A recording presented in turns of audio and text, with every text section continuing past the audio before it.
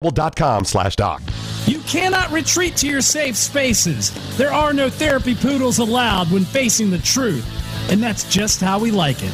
Straight, hard-hitting, conservatarian truth.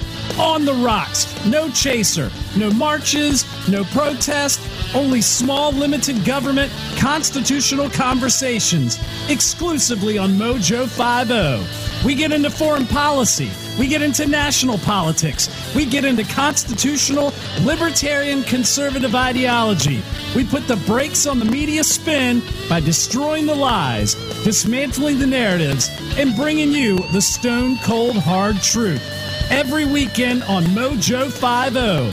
Join me, Adrian Slade, for a raging hour-long discussion, deconstructing the headlines and delivering you the entire full story.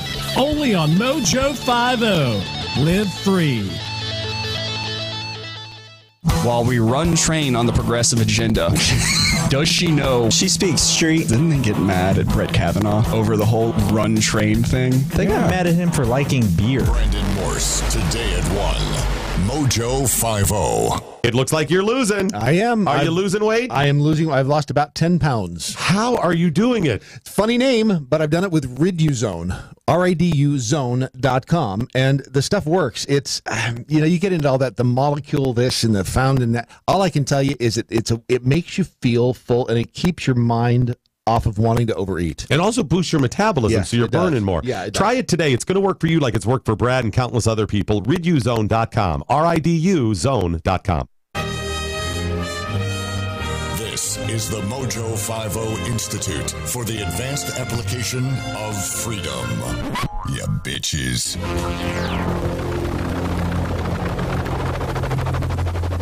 The mothership has landed. Oh, this has been a long week. It's not my fault. I don't know. I'm kind of laying this one at your feet. Crank it up, Isaac. Crank it up. Crank it up. Crank it up. Crank it up. Don't Tear lose the that knob music. off. Oh! This needs to be played loud. Coming to ya on a dusty road. Good God. Good loving, I got a truckload. Uh-huh. And when you get it, What you got? you got something. Uh-huh. Don't worry, So baby. don't worry, 'cause I'm coming. Hey. I'm a soul man. Soul man. I'm a soul man. I'm a soul All right. Let's get into. Is Rainy Washer offensive? I had that job over the summer of 1989. Rug muncher? Rug? No, is that I- an offensive term? No, I put that on my resume for my first job, actually. Started thinking about that. Actually, was it yesterday, this morning? I think in Midwest we call it carpet muncher, too. Though. Yeah, same thing. I mean, are they derogatory? I mean, technically, I am a weenie washer. What visual do you get, though, when you say rug muncher versus carpet muncher? Difference is because carpet could be like Berber. Right, yeah. Okay, a little bit more modern. Shag. Yeah, that's what I'm saying. You say rug Shag muncher, carpet. I'm thinking the 70s. And look at the word miguk. I'm sorry, what? Gook. You know, the gook is a derogatory Sure. term for Asians. Asians in general. But you know where it came from? No, I don't. The word miguk, which is Korean for Americans. So when the Americans met the Koreans, apparently, the Koreans say miguk.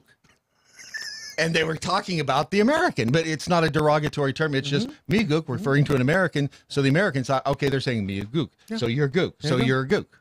There you go. Derogatory terms are a weird thing, and they come and go with generations. I try to find derogatory terms for white guys. I mean, aside from cracker, Whitey, blue-eyed devil, Patty. blue-eyed patty. Yeah, Patty, like Irish Patty. I say it's Patio, technically patio fay. patio furniture. There you go.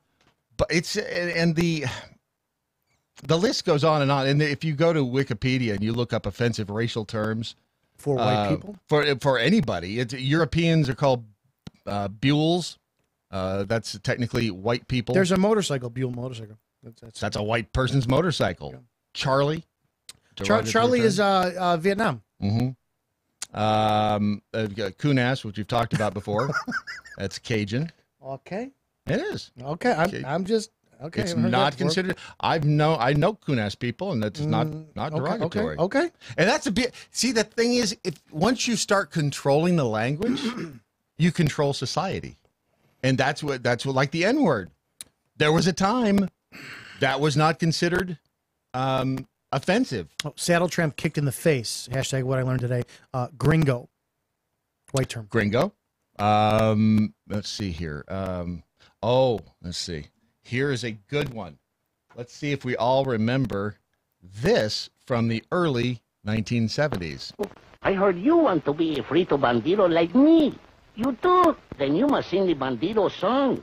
Let's sing together. You just follow the bouncing Fritos corn chips bag. Ay, ay, ay, ay. I am the frito bandido. Hey, I like Fritos corn chips. I love them, I do. I want Fritos corn chips. I'll get them from you. Ay, ay, ay, ay. I like Fritos, actually. Oh, I am You know the what? You're playing frito this, bandido. and you know we're going to get a call later. Give me Fritos From? corn We're going to get a chips. call from Ricky later. I know it. Because Ah, he's a good. Fritos junkie. I'm telling you. Now, boys and girls, you How are can it- Frito Bandidos too. You sing the Frito Bandido song, and you loco for crunchy Fritos corn chips. Mel Blanc. Mel Blanc. Munch, Yeah, munch, made a lot of money doing that. Fritos That was not corn considered offensive at the time. I don't know. if it They is now had or not. nothing offensive. There was, I want to know when we became so blatantly offended, because as you and I were talking about before the show, we had Blazing Saddles. Yes. You had movies that or here's even better.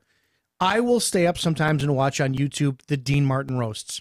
Oh, yes. And my God, you tell me if there wasn't a better relationship between Sammy Davis Jr. Yep. And the entire panel. You couldn't do that today. And do you know he's still, and when the Rat Pack performed in Vegas, Sammy Davis Jr. still had to walk in the back door? That's fantastic. I mean, it's stunning to me. And let me just say this. First of all, I will be the first, if you are gay, if somebody, if whatever your lifestyle, your ethnicity is, I will be the first person defending the hell out of you if somebody's picking on you for it. If Sure. somebody's, I'll stand there right next to you. I'll beat the crap out of them with you. Sure. It's just we have to stop being so damn sensitive. We about need to start throwing words. hands more. We need to start throwing hands more. And like, if I mouth off to you, I better, if I say something's going to push your buttons, I have to be willing to take a punch right in the face. And then that, you move on with your life. Here are some, here's some terms that you may or may not realize. You ever use the word hooligan? No, I'm not from the 1920s. Yeah, hooligan. I was nearly killed on my drive home by a group of hooligans playing paintball on the interstate. Here's what you're actually saying. I was nearly killed on my drive home by a group of dirty Irish drunkards. Sure. Okay. Playing paintball on the interstate. The earliest use of the word hooligan dates back to British newspaper and police reports in the summer of 1898. They adapted the word from the Houlihan family, a group of Irish immigrants living in London. A family became known for their hilarious drinking songs, jigs, and their enthusiastic police brutality. They're what? They're jigs. Wow. It's just a little dancing jig. Despite the The beatdowns. jig is up and gone. The news is out. But we'll get to Jesse Smollett shortly. Vandal. You ever heard that word, Isaac? They were banned from the 80s, I think. I The think they Vandals. were. You've never heard the word vandal? Like vandal? vandalize Yeah. somebody. What you're actually saying is if you say like some vandals tagged the wall behind the local high school, you're saying a horde of dirty, godless Germans tagged the wall behind the local high school. The Vandals were one of the Germanic tribes that sacked Rome. And we continue to use, they weren't any more or less destructive than any of the other tribes that got up in Rome, but they have the distinction of lending their name to toilet paper hurling dipshits from now to eternity. This according to a post on Cracked. Here's another one. Hip, hip, hooray. Yeah. Well, yeah. Hey, we won the Little League game. Hip, Hip, hip, hip, hooray. What you're actually saying is, we won the Little League game. Let's go kill some Jews. Oh, my God. Yeah. Holy shit. That escalated quickly. Aha. Just wait. It's not even First- It's 10 after. First half, like I said, you're easily offended. You probably should not be listening this morning. First half of Hip Hip Hooray adapted from Hep Hep, which is an old German shepherd's herding cry. Okay. And sounds innocuous. They say up until 1819, when the citizens of Germany and other neighboring countries began using it as their rallying cry while going Hebrew hunting in Jewish ghettos. Mm-hmm. Hip hip hooray! Mm-hmm. Let's go kill some Jews. Going back to the M word, when I first moved to Nashville, this is 1989, around 1990, I went over to the at the time the wife's family. We're having Thanksgiving dinner, and the men separated to one room and the women to another room to have Thanksgiving dinner. The kitchen, as it should be. The men, of course, got served first, as it should be. So when we're sitting in the dining room, all the men, and having our fabulous Thanksgiving dinner, and I was a young lad of maybe, 23, 24. And the gentleman at the head of the table started talking about this old N-word down the street. He's good old. I'm like, holy shit, what have I wandered? Mm-hmm. What deliverance movie have I wandered into? It was stunning, and they didn't think anything of it. To that generation, it was not offensive. No. It was just strange. I knew people. I will say this: my parents had a cat, a black cat named. Mm-hmm. It was generational. It was very. My grandmother passed away in 04, and she was 86. And I remember. Now, I got a Chicago Italian Catholic background, so there may be a little bit of bias there. You know, when the Clumps came out. Or whatever, or the Clumps or the Nutty Professor, whatever it was, Eddie Murphy. Oh yeah, that's and right. everybody was laughing at that dinner scene with the Clumps. I remember all of us watching the movie with my grandmother, and every one of us were dying. And except for my grandmother was not amused at all the darkies on the TV. It's just, it was cultural. It is. It is. I can call you a crockpot, and if I'm calling you that in anger, that's wrong. It's the connotation behind the word. Right. That's my one argument when anybody asks, they talk to me about him being, you're Christian, but you curse all the time. You use curse words. No. If I willingly will wish bad on you, ill on you, that's a curse. Right. No. Yes. But if I say a curse word, it's a descriptor. It's an adjective, adverb. It's just a word. Same thing. With the exception of GD, which is no, I can't say that, man. I'm not going to get struck down by lightning. Exactly. It is. That is biblical. It's. Nope. I mean, that is a command. You don't want to, stay away from that one. Yep. And we do. Barbarian. In the World of Warcraft, I play level 60 barbarian. What you're actually saying is, in World of Warcraft, I play a stupid, jabbering foreigner. The term barbarian goes back to ancient Greek. Well, those Greeks are dirty anyways. They thought Greek wasn't just the best language. It was the only language that made any sense at all. All other languages just sounded to them like people saying bar, bar, bar, bar, just babbling. Do you know how you separate the men from the boys in Greece? With a crowbar. There you go. Thank you. Bugger. That dog peed on my leg again, that little bugger. Yeah, that's British, right? It's actually Bulgarian. What you're saying is that dog peed on my leg again, that little Bulgarian homosexual. Back in the day of the Catholic Church. Man, everybody hates.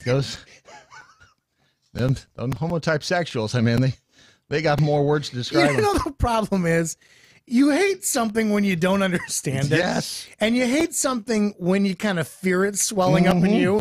So you know damn well these people who are like, yes, exactly. These people who are creating these derogatory terms, they're the ones who are looking at, the quote unquote, the gays. And they're the ones who are fapping. Yes. In the background, going, I don't know why I find that guy attractive. Oh, he must be a bugger. It's in this case, it refers to every day from the founding of the church to, just yesterday. The term bugger stems from Bulgarian or someone from Bulgaria, but medieval Catholics used it as a catch-all term for members of the East Orthodox Church. Members of that church were considered heretics, and heresy, of course, a slippery slope to sodomy. And there you have it. Cannibal. Okay, I would think it would be self-evident. What you're asking, if the phrase here, I don't care whether or not the other person consented, all cannibals should be sent to prison. It's disgusting. Okay. What you're saying, I don't care whether or not the other person consented, all people from the West Indies should be sent to prison. Okay. Apparently the word cannibal comes from the descriptor for words in the West Indies. Every day you wake up under the warm Caribbean sun, you do a hard day's work, you chill out on the beach, watch the sunset, the weather's always beautiful, life is good. Then one day some crazy Indian dude, some crazy Italian dude hops off a boat with muskets and accuses you of cannibalism. So that's where that came. To gyp somebody. Yeah, like I'm going to give you, I'm going to pay you less than what it's worth or whatever, and then I run around the corner. Yep. He gypped me. Yeah. That is actually a term meaning filthy Eastern European immigrant. Gyp is thought to be a shortened word for gypsy. Long and short of that term, odd people who roamed countryside running scams, ethnic slur for the Romani people who immigrated from Eastern Europe. Here's one. Ever been on a picnic? I know exactly where this is going because you're picking. Yes. Yep. Go ahead. What do you got? This is, wow, this is fascinating. So let's use it in a common sentence. Wow, look at that. The sun's shining. The bluebirds are singing. Well, I think it's a lovely day for a picnic. Yeah. What you're actually saying? Look at that. The sun's shining. The bluebirds are singing. Why? I think it's a lovely day to lynch a black person. Yep. A picnic. I knew that one. That's amazing. Did you know picnic dates back to lynch? It's true. Picnic is short for pick a N-word. That's it. That's although they say this one could be total BS. They say that might actually not be true, but that according to Snopes that it's not true. I think that one was a little bit valid. I've heard that. I don't trust Snopes anymore. No, I don't either because I think it's run by a bunch of leftists as well. And again, if you control the language, you control the people, and that's what they're trying to do. Is if they can get us surrounded and actually control what we say and how we say it, we're toast. I'm going to play this for you because I think this is absolutely brilliant. What the superintendent of Chicago Police said yesterday. So this morning, I come to you not only as the superintendent of the Chicago Police Department, but also as a black man who spent his entire life living in the city of Chicago. I know the racial divide that exists here. I know how hard it's been for our city and our nation to come together. And I also know the disparities, and I know the history. This announcement today recognizes that Empire actor Jussie Smollett took advantage of the pain and anger of racism to promote his career. I'm left hanging my head and asking why. Why would anyone, especially an African-American man, use the symbolism of a noose to make false accusations? How could someone look at the hatred and suffering associated with that symbol and see an opportunity to manipulate that symbol to further his own public profile? How can an individual who's been embraced by the city of Chicago turn around and slap everyone in this city in the face by making these false claims? Smollett attempted to gain attention by sending a false letter that relied on racial, homophobic, and political language. By the way, I continue to say, did you see a picture of the letter that was sent? I told you about that. It looked like a 2-year-old drew it. He went out of his way to make it just completely immature. And that's his way of discrediting whoever supposedly wrote it. Yeah. Look how uneducated the MAGA supporters are. When that didn't work, Smollett paid $3,500 to buy a check, stage this attack and drag Chicago's reputation through the mud in the process. And why? This stunt was orchestrated by Smollett because he was dissatisfied with his salary. Let me reiterate again. You know, you all heard me say consistently that we were treating Mr. Smollett like a victim, and we did. We might have had some peculiarities with the case, as we do with most cases. So it wasn't until the 47th hour of their 48-hour hold time that we could legally hold him in custody that it took a change. So we gave him the benefit of the doubt up until that 47th hour. But when we discovered the actual motive, quite frankly, it pissed everybody off. You know, because I have so much we have respect for to him. invest valuable resources. A lot of what I want you all to really understand is when you all put things out there, into the universe that's not actual facts, then it causes us to have to chase all that stuff down. Those are resources and time spent that we'll never get back, that we could utilize for another investigation. Isn't that something? That guy, I like him. Eddie Johnson, he replaced McCarthy, who was the Laquan McDonald scapegoat.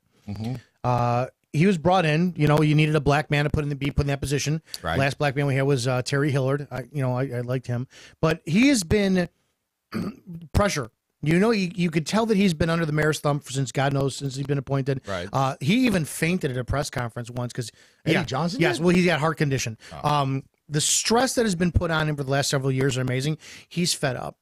He is fed up. I just completely have so much respect for him. He is Chicago. I wish to God he'd run for mayor. Do you know? And he might. Although he's probably done with public service at this point. He paid his dues. Yeah, big time. So do you know what Smollett did after he posted bond and got out? What did he do, Uncle Brad? He went back to the set of Empire, and he said, "I want to say I'm sorry, and you know me, I would never do this to any of you. You are my family. I swear to God, I didn't do this." I believe he believes that. Pathological liars, absolutely, because I've dated some, and I never thought they existed. I never thought they existed. They absolutely believe their lies. What if he didn't do it? Don't do that. How do we know? The evidence. Evidence. He could have been set up. Democrat Party, sure. He could have been set up for whatever reason. I mean, at least we don't know that we have a confession. Look, this happened a week after the Covington Catholic boy fiasco turned out to be false. So every time that the Democrats, they want something, they go after something, you get a school shooting. You get a racist bunch of kids do something. Yeah. So this was right on the heels. I mean, it was a week after that Nathan Phillips lied. Boom, that's gone out of the news. Yeah. Now it's on to him. So I don't put it too far past these things being orchestrated. I mean, it's possible. And of course, you know, he said that they called him the N-word and they called him a faggot. And it, again, using the language. I've been in the city for as a not as a resident. I refuse to live in Chicago, but as a visitor. I have never experienced racism on the street in Chicago for the simple reason that everybody absolutely does coexist in the moment there. Behind the scenes, all that crap is a different thing. I don't know. It's too damn cold. Buy it. At that time of year, yeah, I don't buy it. It's too cold. People need to huddle together to stay warm. Where are we doing that at? It's after the show. And somebody, who did you say tweeted out the picture of you and me next to the picture? It's in the scroll. So somebody tweeted out the picture we took yesterday. And for those of you guys who don't know, yesterday after the show, Brad and I decided to stand shoulder to shoulder. Impromptu photo session. Right. This is nobody important. Hashtag what I learned today. Put a photo of myself. It's at Sean Perry Who with a UN, SHAUN Perry Who. Put a picture of Brad and I up next to the MoJo 50 sign, and Jesse Smollett, one of his bodyguards. Now, let me explain something. We were kind of impersonating it. It almost looks like we where's the hand? Staged it. Let me explain something for you guys here. Number one, Brad is a tall guy. Without shoes, you're 6'3" almost? 6'2". Okay, no. Not a good day. He's got to be 6'3" with shoes on. I am 5'7". Those photos we took are, you know what? It's like Ron took them almost like he had the phone tilted down when everyone knows you're supposed to have the phone tilted up to have that better angle. I'm looking at this and I'm going, son of a bitch, I fit in his pocket. Oh. And you're so warm and fuzzy. It's like Pay me a quarter, I'll move around. It's like having a hamster in my pocket, quite frankly. Yeah. So I just say, what if the guy didn't do it? I mean, truly, in this country, are we not a country of laws? Are we not innocent until proven guilty in a court of law? We are. Technically, he's still innocent. Yes, we are, and absolutely, and I would like to see that we do that. But I think definitely after the Kavanaugh trial, which was a hearing, we've turned into a nation of innocent or guilty until proven innocent by public. And he absolutely could have written that check. What a dumbass! He wrote a check. He wrote a check for $3,500. I mean, he knew the two could guys. Could have helped him to rent out, though. Absolutely. He could have done any of those things. The greatest thing I ever learned from law enforcement, this is the greatest phrase I ever learned. Everybody lies all the time. That's what a lot of people don't understand. Lies. It would not be good if we all were forced to tell the truth. Do these jeans make my ass look fat? Yes.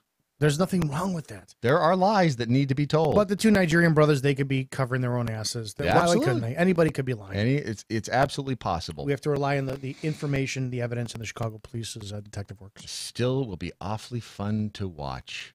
If you didn't listen to the show yesterday, we had Gwen Rich from the Rich Solution on and describing kind of a path. I don't want to call it a program, but it's more of a path that I'm going to attempt to start walking. Lifestyle. You're going to make it a lifestyle, because if you make it a program, you can stop it. If you make it a path, you will walk off the path. But if you, Brad, make this a lifestyle, you will continue this. It's like giving up sugar. I think it's like giving up heroin.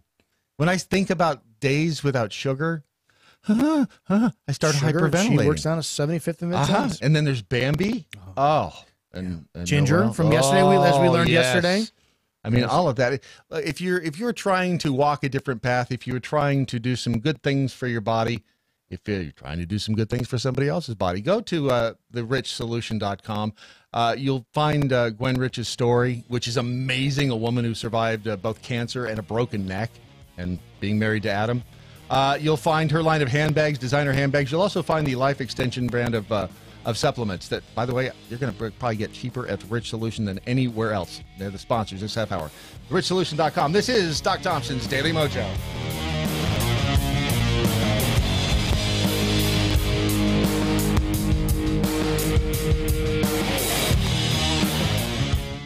Michael. I'm Mike Opelka from PureOpelka.com. Here's your 2-minute drill. You know, money won't buy you happiness. Your mother told you that. My mother told me that. And it's true. But the Democratic candidates for 2020 don't believe that. As a matter of fact, they are out there in full force offering to buy your vote by saying they're going to buy you happiness. And they're not coming out and saying they're going to buy you happiness. They're just coming out and saying, we're going to get you money. We're going to give you money that we're going to take away from those evil rich people. Just yesterday, Ocasio-Cortez came out and said that $10 million a year was enough and that she could tax everything over $10 million at huge rates, 70, 80, 90%. But that's just the beginning. Jerry Yang, one of the guys who's an outsider candidate, says he wants every American over 18 to be paid $1,000 a month, that would fix income inequality. Never mind, he made it to his hundreds of millions of dollars without universal basic income. Cory Booker wants to pay everyone over 18 $48,000 just to set the record straight. No. Bad idea. Kamala Harris, Elizabeth Warren, and Marianne Williamson are all positive when asked about paying reparations for slavery. Today's Democratic Party is the party of retribution and reparations, and they're going to bankrupt America and divide us further. I think I actually miss Obama's idea of hope and change. Testudo, my friends. Testudo. Mike Opelka's 2-minute drill is powered by MoJoWildRice.com. Their wild rice is a superfood, gluten, sodium, fat, and cholesterol-free, yet high in fiber, protein, zinc, phosphorus, and trace minerals. But you're going to love it because it's delicious. MoJoWildRice.com. MoJoWildRice.com. Indeed, get those tweets and those comments coming in. We have any, and always use the hashtag What I Learned Today. Got Doc Thompson got run over by a train. Amtrak says, Ed Rants of Izzo, don't you know that if you tilt the camera up, it makes you look fatter? Ron Phillips was doing you a favor, Microman. Hashtag What I Learned Today. Actually, go pound salt. That's true. They say when you, if you want to look. That's what women do. Women do that to hide their double chin. Right. Yeah, I don't care. I don't have a double chin. I care about the height thing. And one of those pictures had me from the side blowing smoke on you. No one looks good from the side. Nobody. My profile sucks. Someone had said, do you know what it means when somebody blows smoke on you? I hope he bought you dinner after. I don't know what that means. You know where that comes from? No. That's an old, that's an ad, a cigarette ad, because I was just looking at these, a bunch of, what would be called socially unacceptable ads from yesteryear, from the Wayback Machine. And one of them was blow smoke in her face and she'll follow you anywhere. Why do I vaguely remember that? I'll pull those up because it's hysterical to see. Again, what was acceptable, years and decades ago, not so much anymore. And every time I go over to the MeWe chat room and decide I'm going to show him a little love, I was wondering why you wanted Mike Tyson to see your boner. See, I can't keep up with it. I told you, it refreshes and refreshes, and these people are in their own world, and it is the vortex of communiques, and I get sucked in, and I can't keep up. And then people don't like to be eaten. Don't stop. Don't you really? If you scroll back and you get the conversation, you don't want to know what they're talking about. That's the point. Yeah. I can't. Yeah, MeWe chat room is way above my IQ level. And this is the MoJo 50 radio chat room on MeWe, not even the just outside your comfort zone. Nope. So that one's got some good stuff in there. This is and then of course Rusty Lugnuts. I thoroughly enjoy a slippery slope. Got to meet Rusty. Where's the rim shot? Got the bell instead. He slipped away peacefully. That's what they say about. And this one right under the radar. Monkeys bassist guitarist Peter Tork died. Yeah, yep. Was that yesterday? A couple days. Dago. We have Mickey Dolenz is dead. No, excuse me. Mickey Dolenz is still alive. It's Davy Jones. Davy Jones is dead, and Mike Nesmith is still alive. So Mike Nesmith, who really doesn't do too much promotional stuff with the Monkees in the last 20, 30 years. Because he's old. Well, his mother invented crazy glue. Did she really? Yes. And then here's another useless trivia for you. Mickey Dolenz, his daughter is Amy Dolenz. If you Google her, yeah, what do I know about? Okay, 80s B movies, friggin' gorgeous. That's right, gorgeous woman. Every guy had a crush on her in the 80s. Is she still hot today? She's got. It looks like she's got this weird peach fuzz growing on her face, like she's got this little light beard. It's weird. Okay. It's very uncomfortable. But she's in her 50s, I think. Apparently, Peter Tork had a rare form of tongue cancer. He was diagnosed with some. Because I'm always making a joke about I'll be walking on my foot will hurt. I say I've got toe cancer. Sure. And then you start hearing like when Farrah Fawcett died from anal cancer. I forgot she died. It's because she died the same day as Michael Jackson. So that's right. All of the press went to him and not to her. But tongue cancer. That's bizarre. Jeff, is your microphone turned on? There. Push the button so it should be up. There we go. Jeff Hand joins us. That's a nice segue. Thank you. Right, tongue cancer to anal cancer, right to your mouth. Thanks for joining. What's the name of your organization? Is it right there on your shirt? Isn't it? Training for Warriors. It's amazing because that's what it does say. You should get right up on the microphone too, uncomfortably close. Like Training for Warriors. There we go. Do you remember the Monkees? Yes, I do. So you're old? You don't look that old. 33. No. How can you remember the Monkees? They were not even 33 years ago. Would have been 60s, 70s.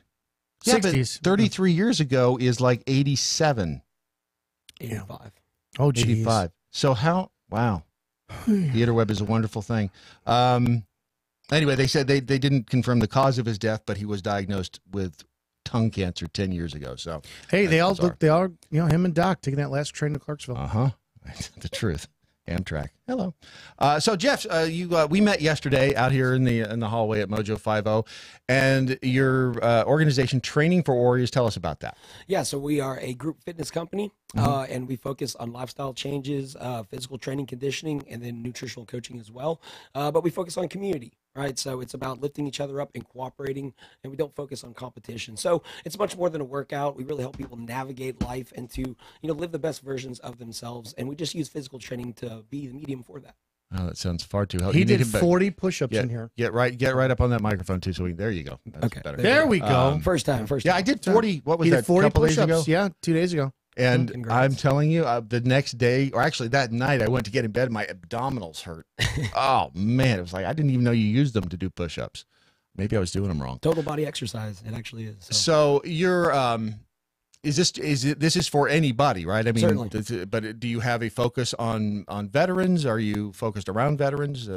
So we're actually going to be doing a charity event tomorrow to raise money for the Veterans Coalition. Okay. So we do a charity boot camp once a month, and we pick a different organization that's around here in Haltom City, and we just landed on the Veterans Coalition. So gotcha. And if it sounds like I'm a smoker, I'm not. I throw my voice out quite often from coaching. Oh yeah. So so all the listeners out there, just so our listeners are aware, you will not be doing people having any wind sprints by train tracks, will you? No, I will not. So make sure that. No, of course they'll be jogging along the banks of the beautiful MoJo River, which I saw yesterday. The flowing is gorgeous. Crystal blue waters of the MoJo River. You can see right to the bottom. Oh, it's beautiful. I mean, and if you get here at the right time of the year and right time of day, you can actually see the grizzlies reach in and grab the salmon right out of it. I mean, you've seen it. You've seen it, Jeff. You've seen the MoJo River. Is it not gorgeous? It is, yes. No one but Haltom City has the beautiful MoJo River. It is absolutely. Are there plans to run up and down the banks of that? No. Not okay, by any means, no. So, if people are, I guess, if they're in this area, they can join the run. Yeah, certainly. So, you know, basically we're just going to work people out and we're going to donate money. But yeah, so Train Force is a fitness program for anybody and everybody, because I think the common misconception is that you have to be in shape to get in shape. And we show people, you know, that, hey, that they can do the lifts too, and that you don't have to murder yourself and, you know, mop yourself up off the gym floor. You don't have to, you know, starve yourself to get in good shape, and that healthy living can be done by anybody. I don't know. It still sounds like a lot of work. It sounds like effort. I know. It does. I gave up on that stuff years ago. I used to be in really good shape. When I moved from California back in the day, I weighed 189 pounds. And I did high impact aerobics 4 times a week. Mainly because Kilty True Blood. You and the names. You and the names. Oh, I remember Kilty. She was the leader of the class. Wow. You know I'm going to Google her. Yeah, I was going to do that the other day, so let me know what you find. K-I-L-T-Y? K-Y-L-T-I-E, I think. Man, you could bounce quarters off of it. But I remember starting in the back of the class and working really hard and doing those kicks and everything, and then by the end of it, I could do 35 minutes of nonstop high-impact aerobics and damn near killed myself the other day with 40 push-ups. See what you have to look forward to? You're 34. You're 33. I'm 43. He's 53. So you see, this 54. Is a progression. That's how it goes. Yeah. But it doesn't have to go that way, and that's the cool thing, right?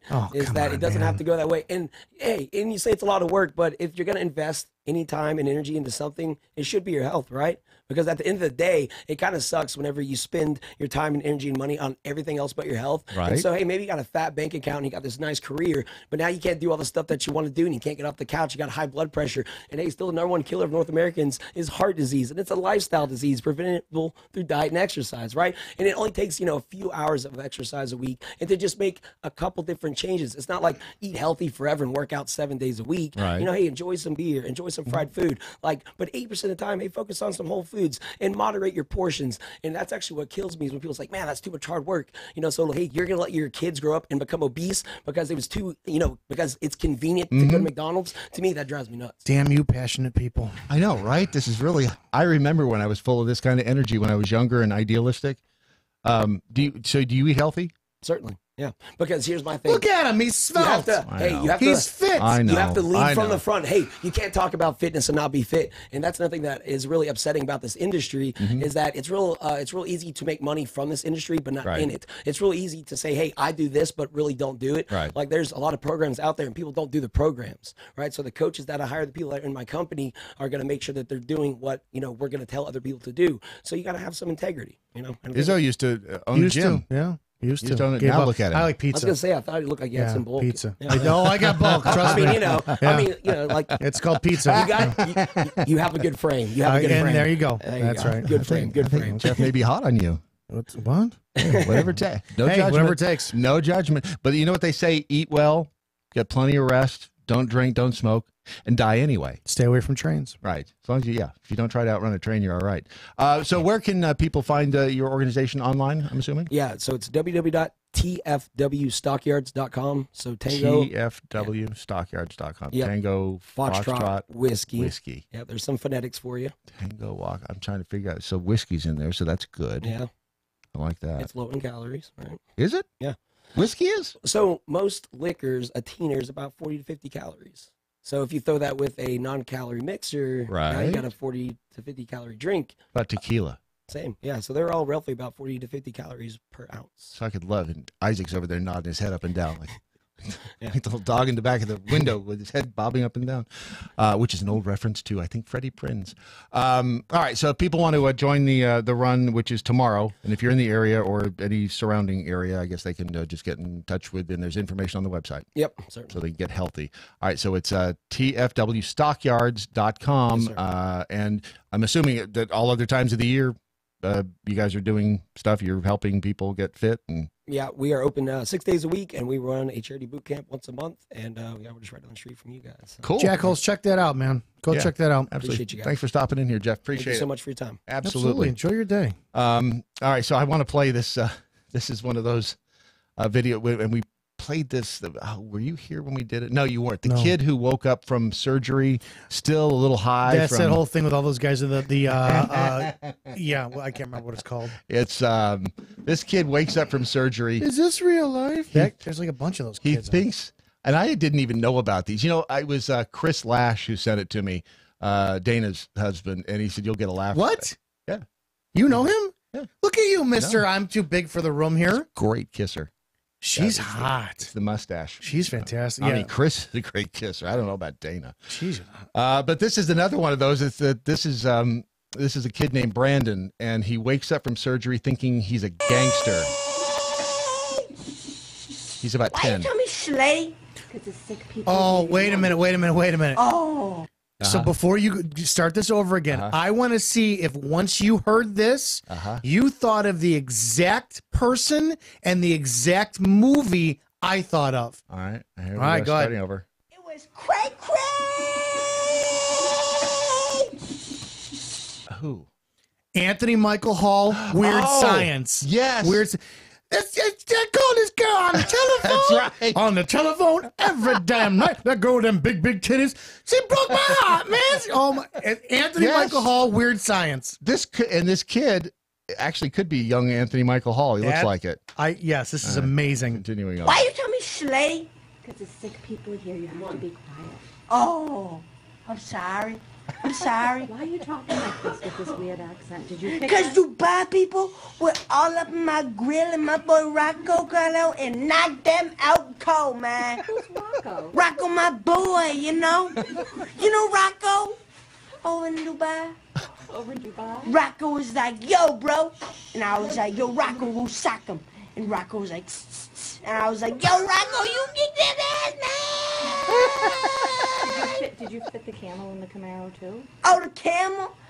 Me and my camel on like the weekend, we were going around and round and round. And we were killing people, man. Sorry. Why are you talking? Don't tell my lawyer we kill people, man.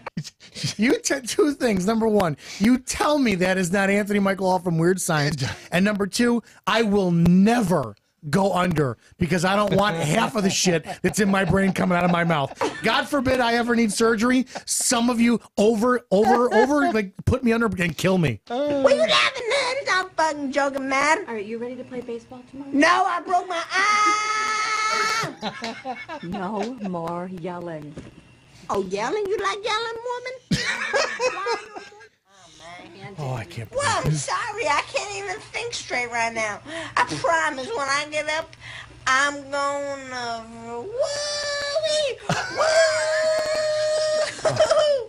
What? What? You laughing? You laughing at me, man? You? Don't yell. You? Who are you? You're not even there no more. Gotta Google, and I sent you the link. Weird Science bar scene. It is him. I'm telling you. He challenged him. Don't yell. I'm sorry, man. I just can't. I'm just. She's on the phone with the big dog. Oh, the big dog. The big dog. Millis, what come on, man? She's on the phone. You gotta be quiet. Oh, sorry. Oh, God. Thank you. Okay. Tell me, did you buy anything in Dubai? I bought a camel, man. Me and my camel were like going through the wicked west, man. We were going so far. We were walking all over Dubai, man. We bought like 14 cars. I was rolling around my camel and my hot-ass wife and my kids. Yo, why you laughing? Why you laughing, man? I'm sorry. Dubai was lit.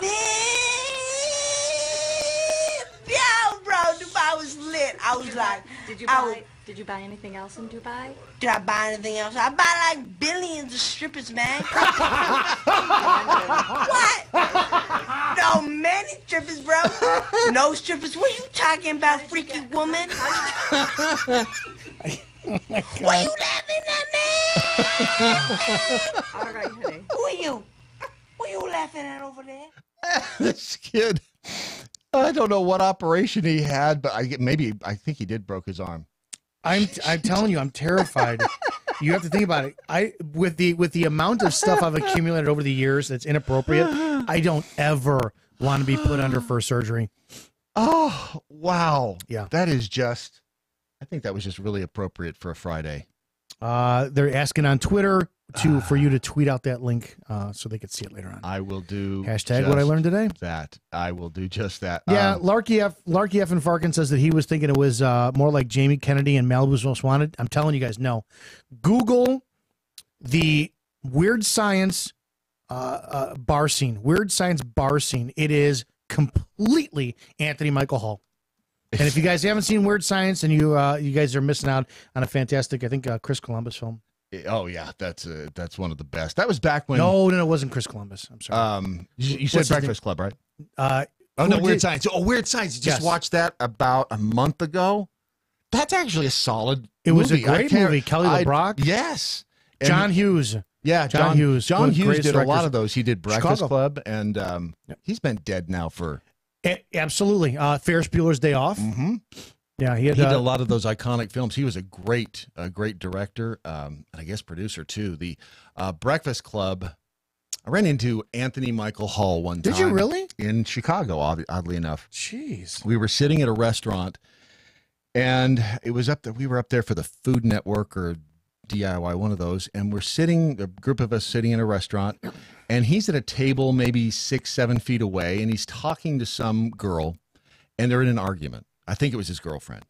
So then, blah, blah, blah, blah, blah, blah, she's up and blah, blah, blah, blah, blah, and they end up, they got into some sort of scuffle, and she got up and stomped out of the restaurant. Okay. And so I went over to the table, and I said, even though he kind of had a reputation as being a dick. Okay. Sure. 80s kid. Sure. I was drunk. I didn't care.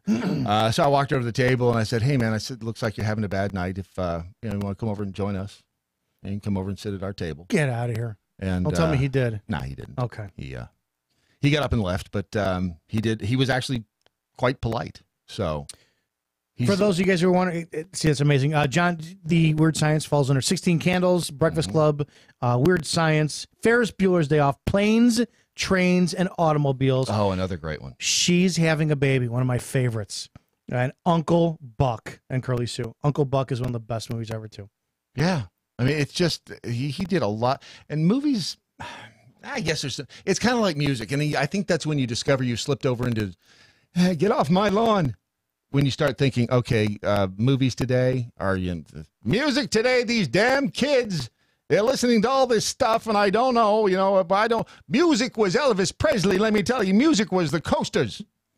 I like the Coasters. Movies was Miracle on 34th Street. Natalie Wood. Tiffin, Breakfast at Tiffany, that was a movie. Oh, God, was she hot, though. Even until she died. I'm sorry. If you told me you were going to pay me to sleep with Audrey Hepburn up until her deathbed, I'd say, no. You keep that money. It would be an honor. Oh, yeah. Isaac, what's your favorite movie in there? I like Breakfast Club. Breakfast Club. You've seen it? Yeah. I guess they still have that archived on videotape. So what's your favorite movie like lately? Is there one? I hadn't even watched anything yet. Usually I just go on Netflix and so you watch Pulp do you chill? Fiction Netflix and chill? Pulp Fiction, I remember when that came out too. You didn't let him answer Netflix and chill, do you? So I do Netflix and chill. There you go. As we learned yesterday, dating advice with Isaac. Yeah. I'm telling you, I'm going to learn a few things. So you never go to like the movie theater? Rarely? On rare occasions, like on Tuesdays, I'll go for like the $5 night. I was going to say it's expensive. You go to the movies and two people, you get anything to drink or eat, and it's going to set you back $60-$70 easy. Go by yourself. But like Izzo, I enjoy going to movies by myself too. Yep. It's just nothing wrong with that. You don't have to listen to the constant blobbity blah sitting next to you. I mean, it's don't be racist. Don't be. Just it's a stereotype that's 100% true. How's it not racist? That's, you know. So it's mainly online. Do you just Netflix, or do you like do Prime Video, or you do all of those? I don't do really Prime. If anything, Hulu movies, Hulu originals. Okay. I'll watch those and stuff. Did you watch that one? The one with the shoot, it was a Stephen King one. What the heck was it called? No, it was the one based up in the Mist in the town, because they redid the Mist. I think it was called. Sissy Spacek was in it. Carrie. No, that's the old one. Coal Miner's Daughter. It's a new series on Hulu. Oh, the guy who played the guy who played Pennywise the Clown was in it. Tim Curry, or no, the other guy? That's Stefan Skarsgård. Oh, okay. Bill Skarsgård. Yeah, Bill Skarsgård. But it's a series. It's based in. Is it called Castle Rock? Yes. Yes. Yeah. Yeah, Castle Rock. It is. No, yeah. Did you watch that? No, I haven't seen it. It's good. It's a good little series. You know what's amazing is you may appreciate this because you are into this production stuff. I was huge into home theaters. TVs. I bought a Denon audio receiver, the whole 5.1 surround. I watch TV now on my phone. I know I just still watch TV on the TV at home, but it's not TV. No. It's Netflix or it's Prime Video. Yep. We don't even have cable. I mean, we've got it's technology bothers me. The TV's connected to the internet, not to cable. I have to think about that for a second because back in the day, you'd have the receiver and you'd have all of that stuff. The center channel, the subwoofer, the two fronts, the two rears, and I had everything. I had Infinity Center, and then Infinity Rears, Sherwin Vegas, big 15-inch sub Sherwin Vegas in the front. They served as my front speakers and bookshelves because they were so big. A Velodyne subwoofer that used to rattle my condo building, and nobody said anything because I was a cop. Right. So I worked nights. So I watched my movies during the days, absolutely. So everyone would be gone. But man, I used to test out every movie. I mean, that's when DVDs first came out. I would test out Braveheart and or Jurassic Park. Right. And you wanted that. You wanted the dinosaurs in your thing. Now it's like Star Trek was another. All the Star Trek movies. Yes. Oh. That on the big screen with the big speakers. Now, Isaac, you don't remember big speakers? Speakers used to be the size of a small car. I mean, you put them in your living room. Oh yeah, I remember those. You remember them? I didn't have any. I didn't own any of those. You seen them in the museum? I have family that they will still have them. They will still work fine and everything. Yeah, they took up so much floor space. Yeah, today now you just watch your stuff on your phone. Yeah, it's amazing. Technology has changed the way we do just about everything, except for sex. No, even ask the Japanese. Actually, ask the Japanese. That's a good point. The woman in England, she was in England, right? Okay. She found out after she got married and is threatening to sue her husband. Shut up. Don't go there. Because she found out her husband has a micro penis. All right, here we go. Lay it on me. She's been with her now husband for a year. They're 32. She's 27 before they were married, but they waited to have sex. This is why you don't do it. There's two reasons. Number one, the anatomy of your partner, and honestly, the kink you're into. Yes. You cannot have a relationship, commit yourself to someone, go down 6 months, and then go, listen, hey, I really see this going somewhere with you, you know?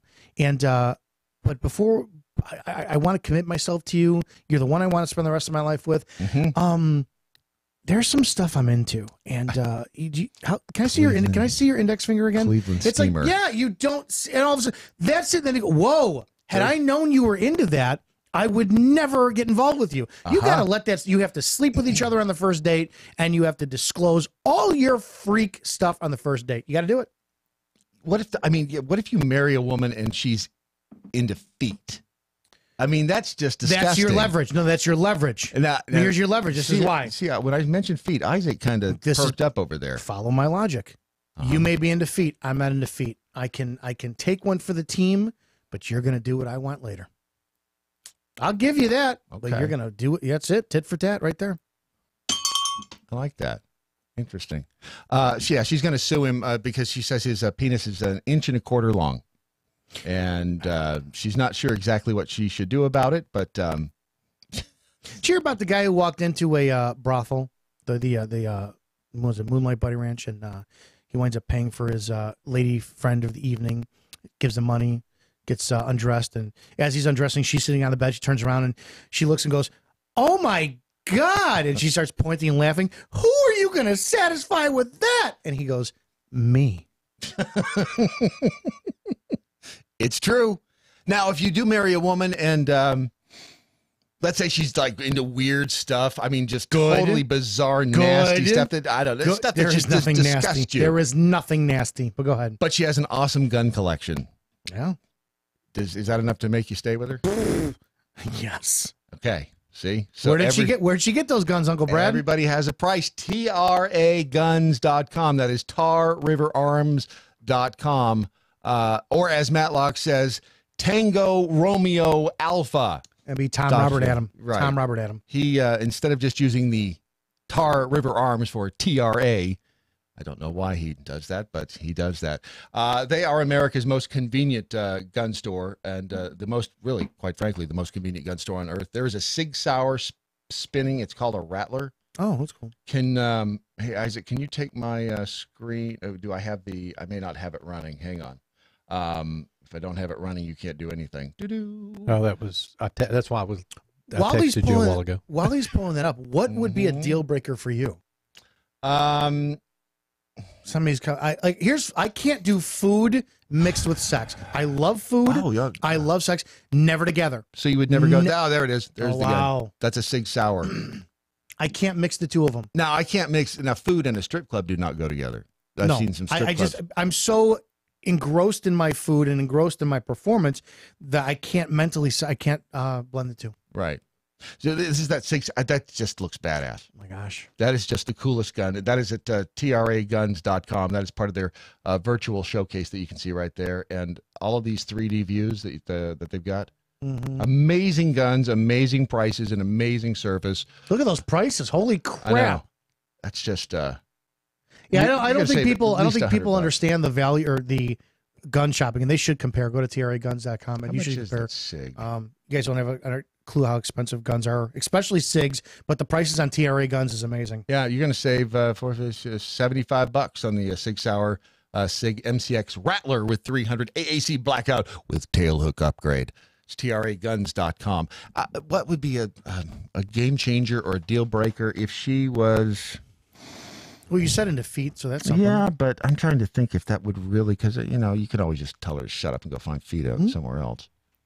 I don't know. I'm not sure if she's smoking hot. I'm going to tell you right there, you're just like me. There are no deal breakers. I don't have to marry her, though, right? Nope, no deal breakers, none. Then we're good. All right, your headlines and Friday leftovers coming up. This is the Daily Mojo.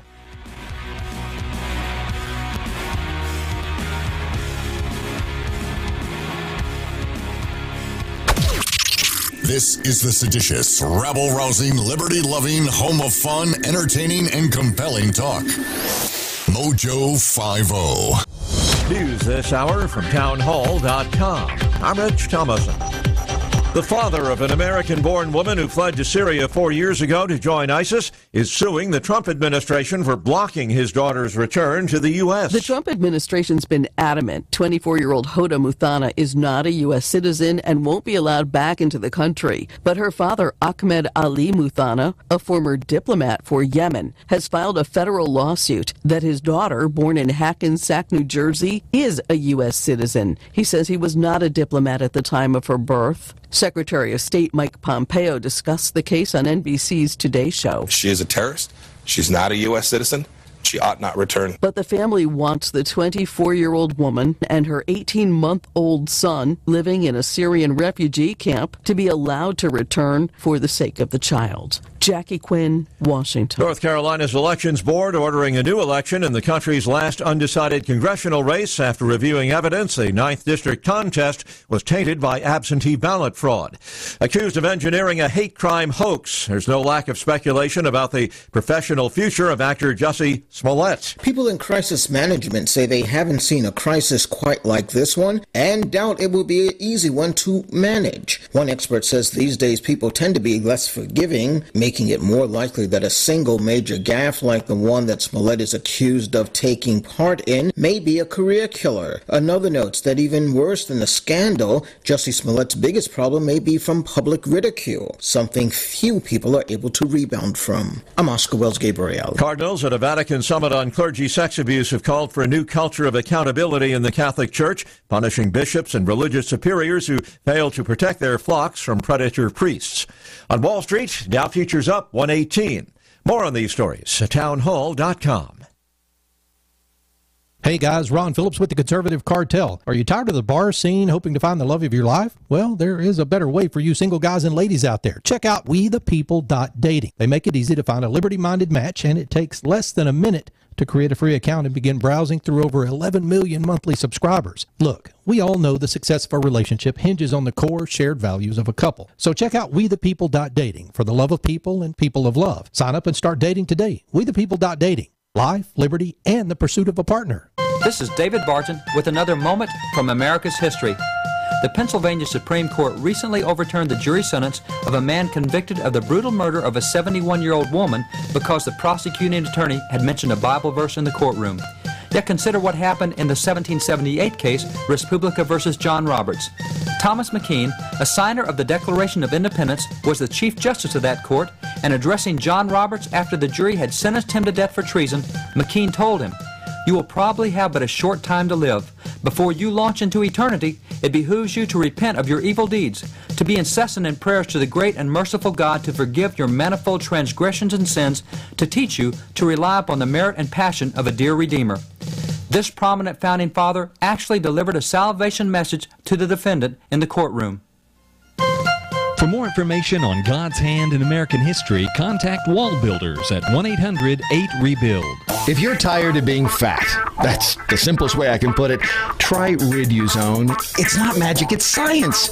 It's a simple way to help keep yourself from overeating. Go to Riduzone, that's Riduzone.com. Say what you want to say about Cortez. She's not unattractive. Whoopi Goldberg, ugly as dirt. She one ugly woman. She ugly. Whoopi is jealous. Making radio great again. The Cartel with Matt and Ron. This morning at 11. MoJo 50. Rebel rousers, instigators, troublemakers, freaks, agitators, fanatics, scallywags, mutants, scamps, firebrands, rogues, scoundrels, MoJo sexuals. MoJo 50.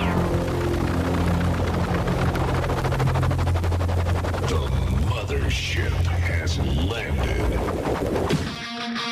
All right, get the communiques coming in via Twitter, via Facebook, via MeWe. Over on Facebook, Shantae Roberts, I think it's Shantae, just says it's dirty. I don't know what she's talking about, but it's dirty. She's a new listener, which is nice. So we wow, we kept one. We kept a new listener. So. She tuned in and didn't immediately tune out. I know. Wow, she's not easily, and I think she's hot. No offense. Let me explain something to you. She's extremely attractive. I don't mean to be. Yes, I do mean to be a pig. Her daughter. Oh my God. Her daughter is like a 10 and then some. Renee Pellegrin have to watch Ozark on Netflix. Renee's watching too. This is fantastic. Well, we got some people from the nights in the mornings. And Jamie says, "Ew, feet." Right? Yeah, okay. I know. She's just okay. Feet there's a problem. I don't know what the hell's wrong with it. Dirty Sanchez better than feet. Sure. Sure. Isaac. Okay. Ever heard that? Do you know what a Dirty Sanchez is? Dirty Sanchez? Sounds familiar. Don't Google No, it. we're not. Do not Google it. See, now you're assuming his ethnicity understands what that is. I'm not assuming anything. What are you, Italian, Isaac? I would. Isaac looks Guatemalan. Italian. There you go. Same thing. It's Guatemalan. Italian. Fabulous Cuban heat. Italian, Guatemalan, same thing.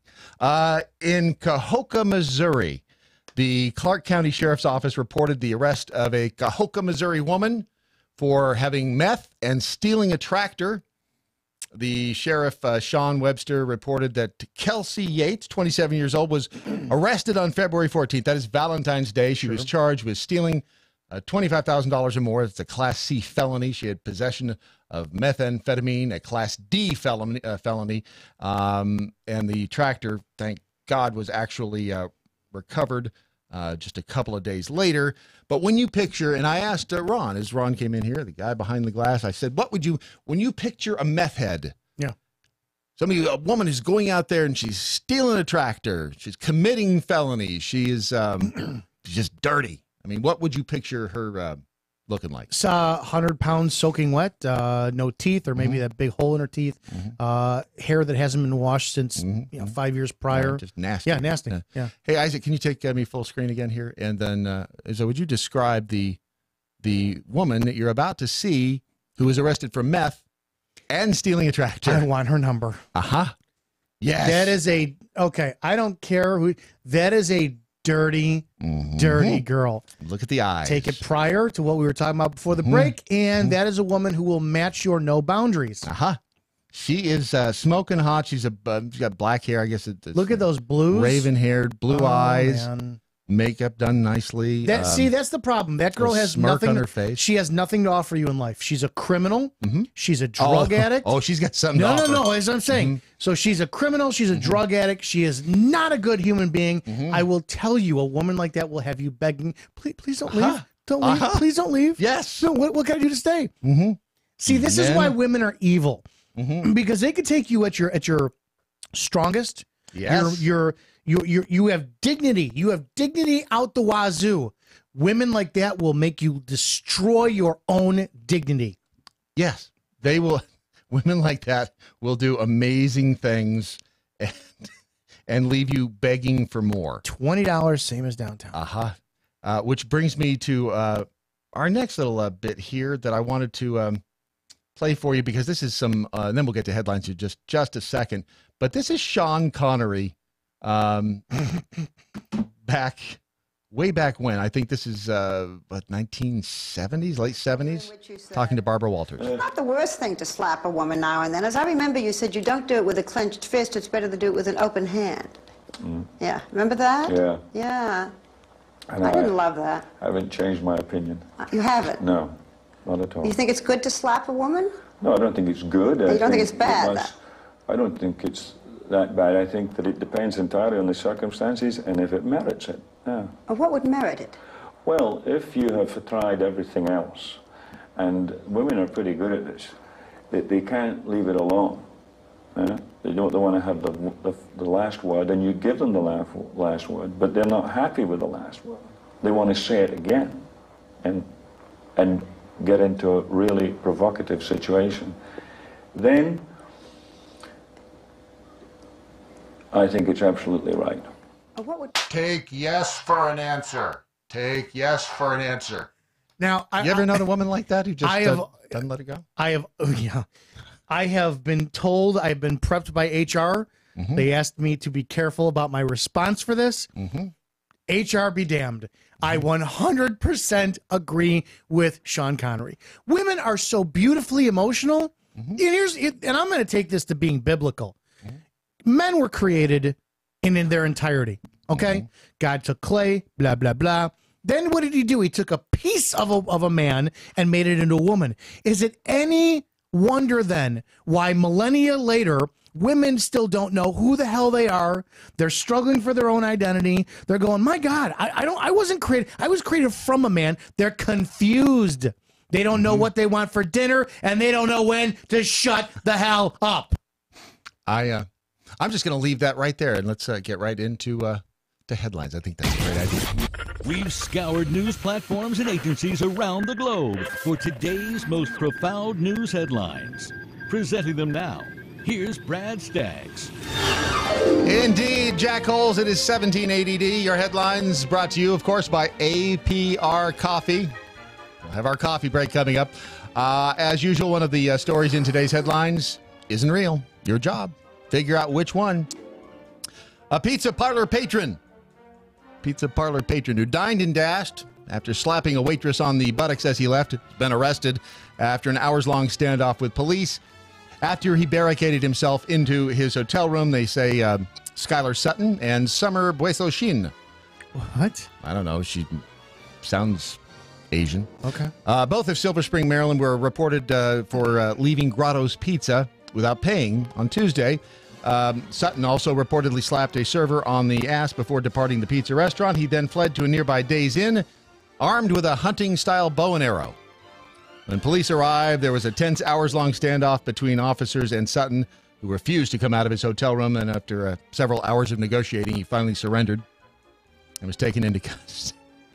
Just come... I mean, what is...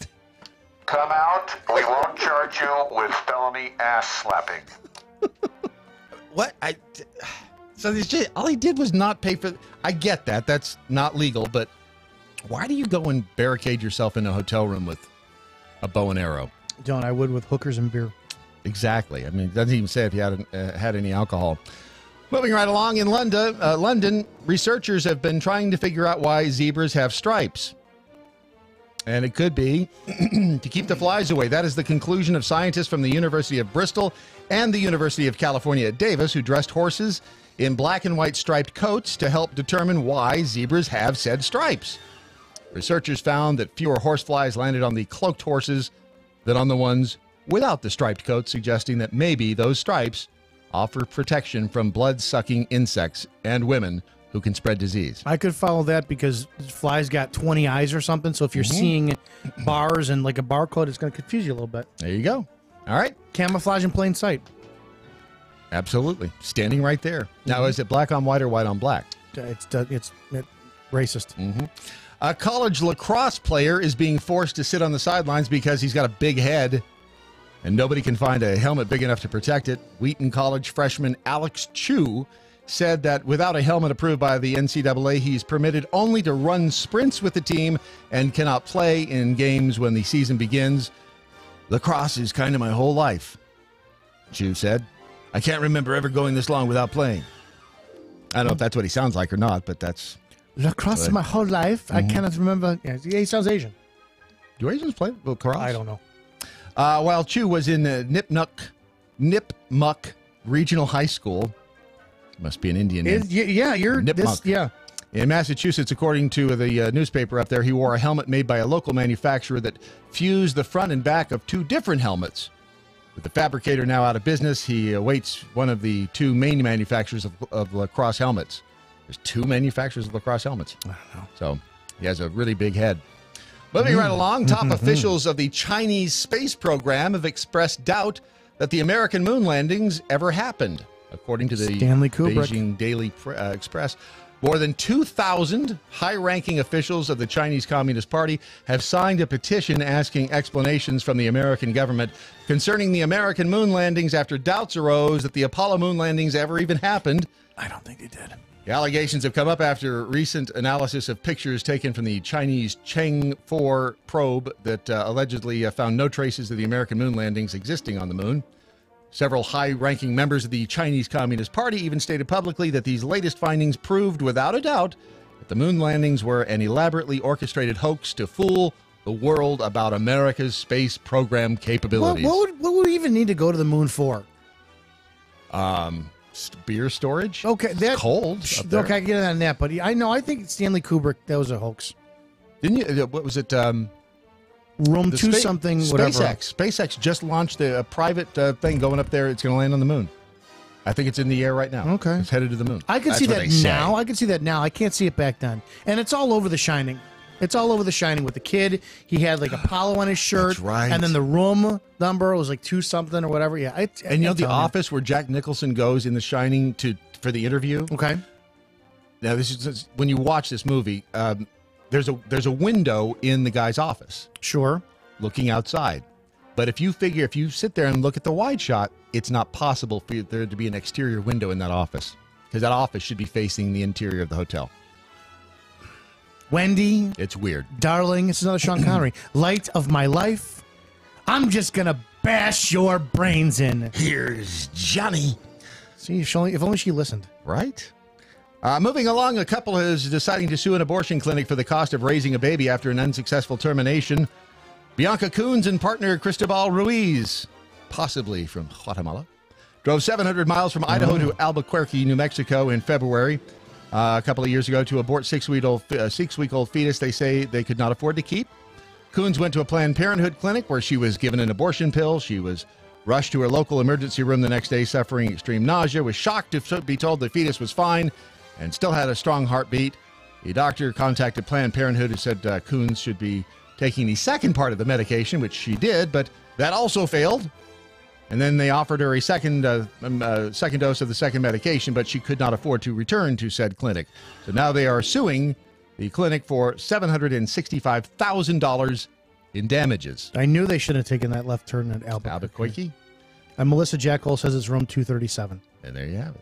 In Baltimore, an unidentified man is dead after officials say he was seen on fire walking out of a porta potty. I'm sorry, I thought you were Richard Pryor. Or Michael Jackson. The incident happened in the 1100 block of Russell Street, just outside of M&T Bank Stadium, the home of the Baltimore Ravens NFL team. You're the only one who gets these obscure references. Isaac's in there going, Richard Pryor on fire, what? Sometimes the jokes are just for us, and that's just fine. When firefighters arrived on the scene, the adult male was pronounced deceased and 3 porta potties were engulfed in flames. The case is under investigation. Could have been food. Sure. We don't know. Sure.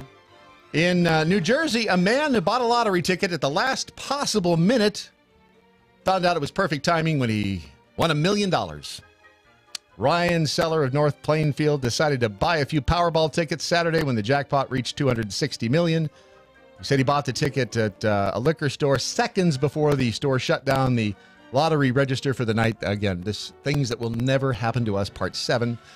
He said just in the nick of time, he discovered the following day that he had matched all 5 white balls drawn. Racist. Missing only the Powerball. He said he discovered his $1 million second-tier win while out to lunch with his girlfriend. Stupid move. Should have left her at home because now she knows. Had difficulty not shouting about his good luck in the midst of the restaurant. She's going to sue his ass, take him for No, I'll be like, I won the lotto. By the way, we're done. Mm-hmm. He said he's going to use the money to pay off debts, make investments for the future, and take a vacation someplace warm. Without you. What do you want to bet in 2 years he's living in a cardboard box? Broke. Yep. All right, so we have the lottery winner. We've got the dead guy in the porta potty, the abortion clinic being sued, Chinese in the space program, the lacrosse player with a big head, zebras in their stripes, and the guy who dined and dashed. One of those is not real. You guys need to decide which one it is.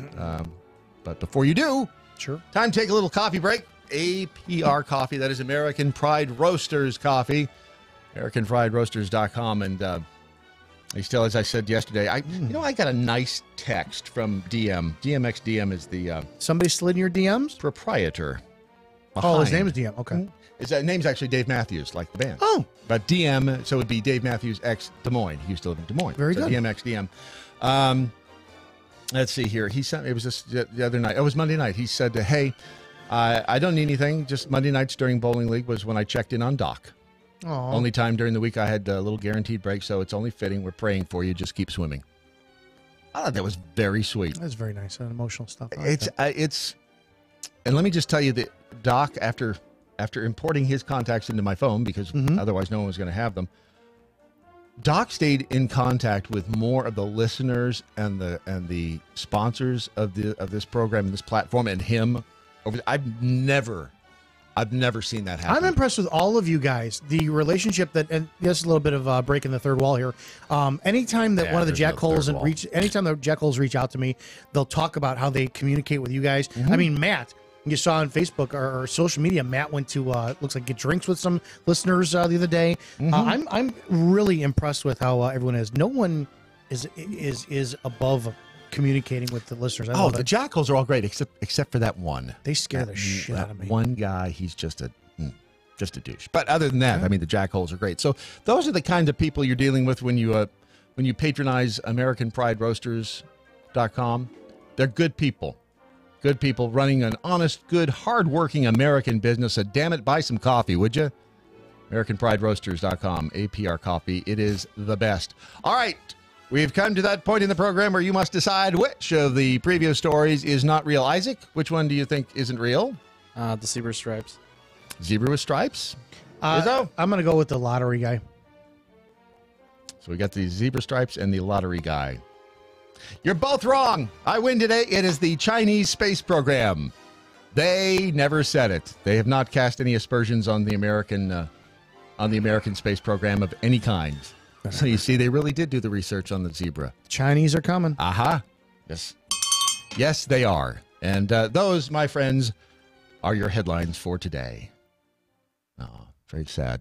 It's over. Today is pretty special, though. There's only, 620 days till election 2020, the most important election of our lifetime. Why is that? Well, 2018 was the most important election of our lifetime, and then it's over. So now 2020 is the most important. Yep. Oh, you. I get you. I get you. Do we not have?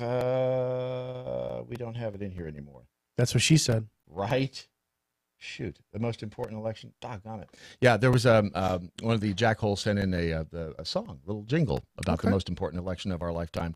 It was on this day back in 1980. Young Americans took a giant step toward one gold medal in ice hockey.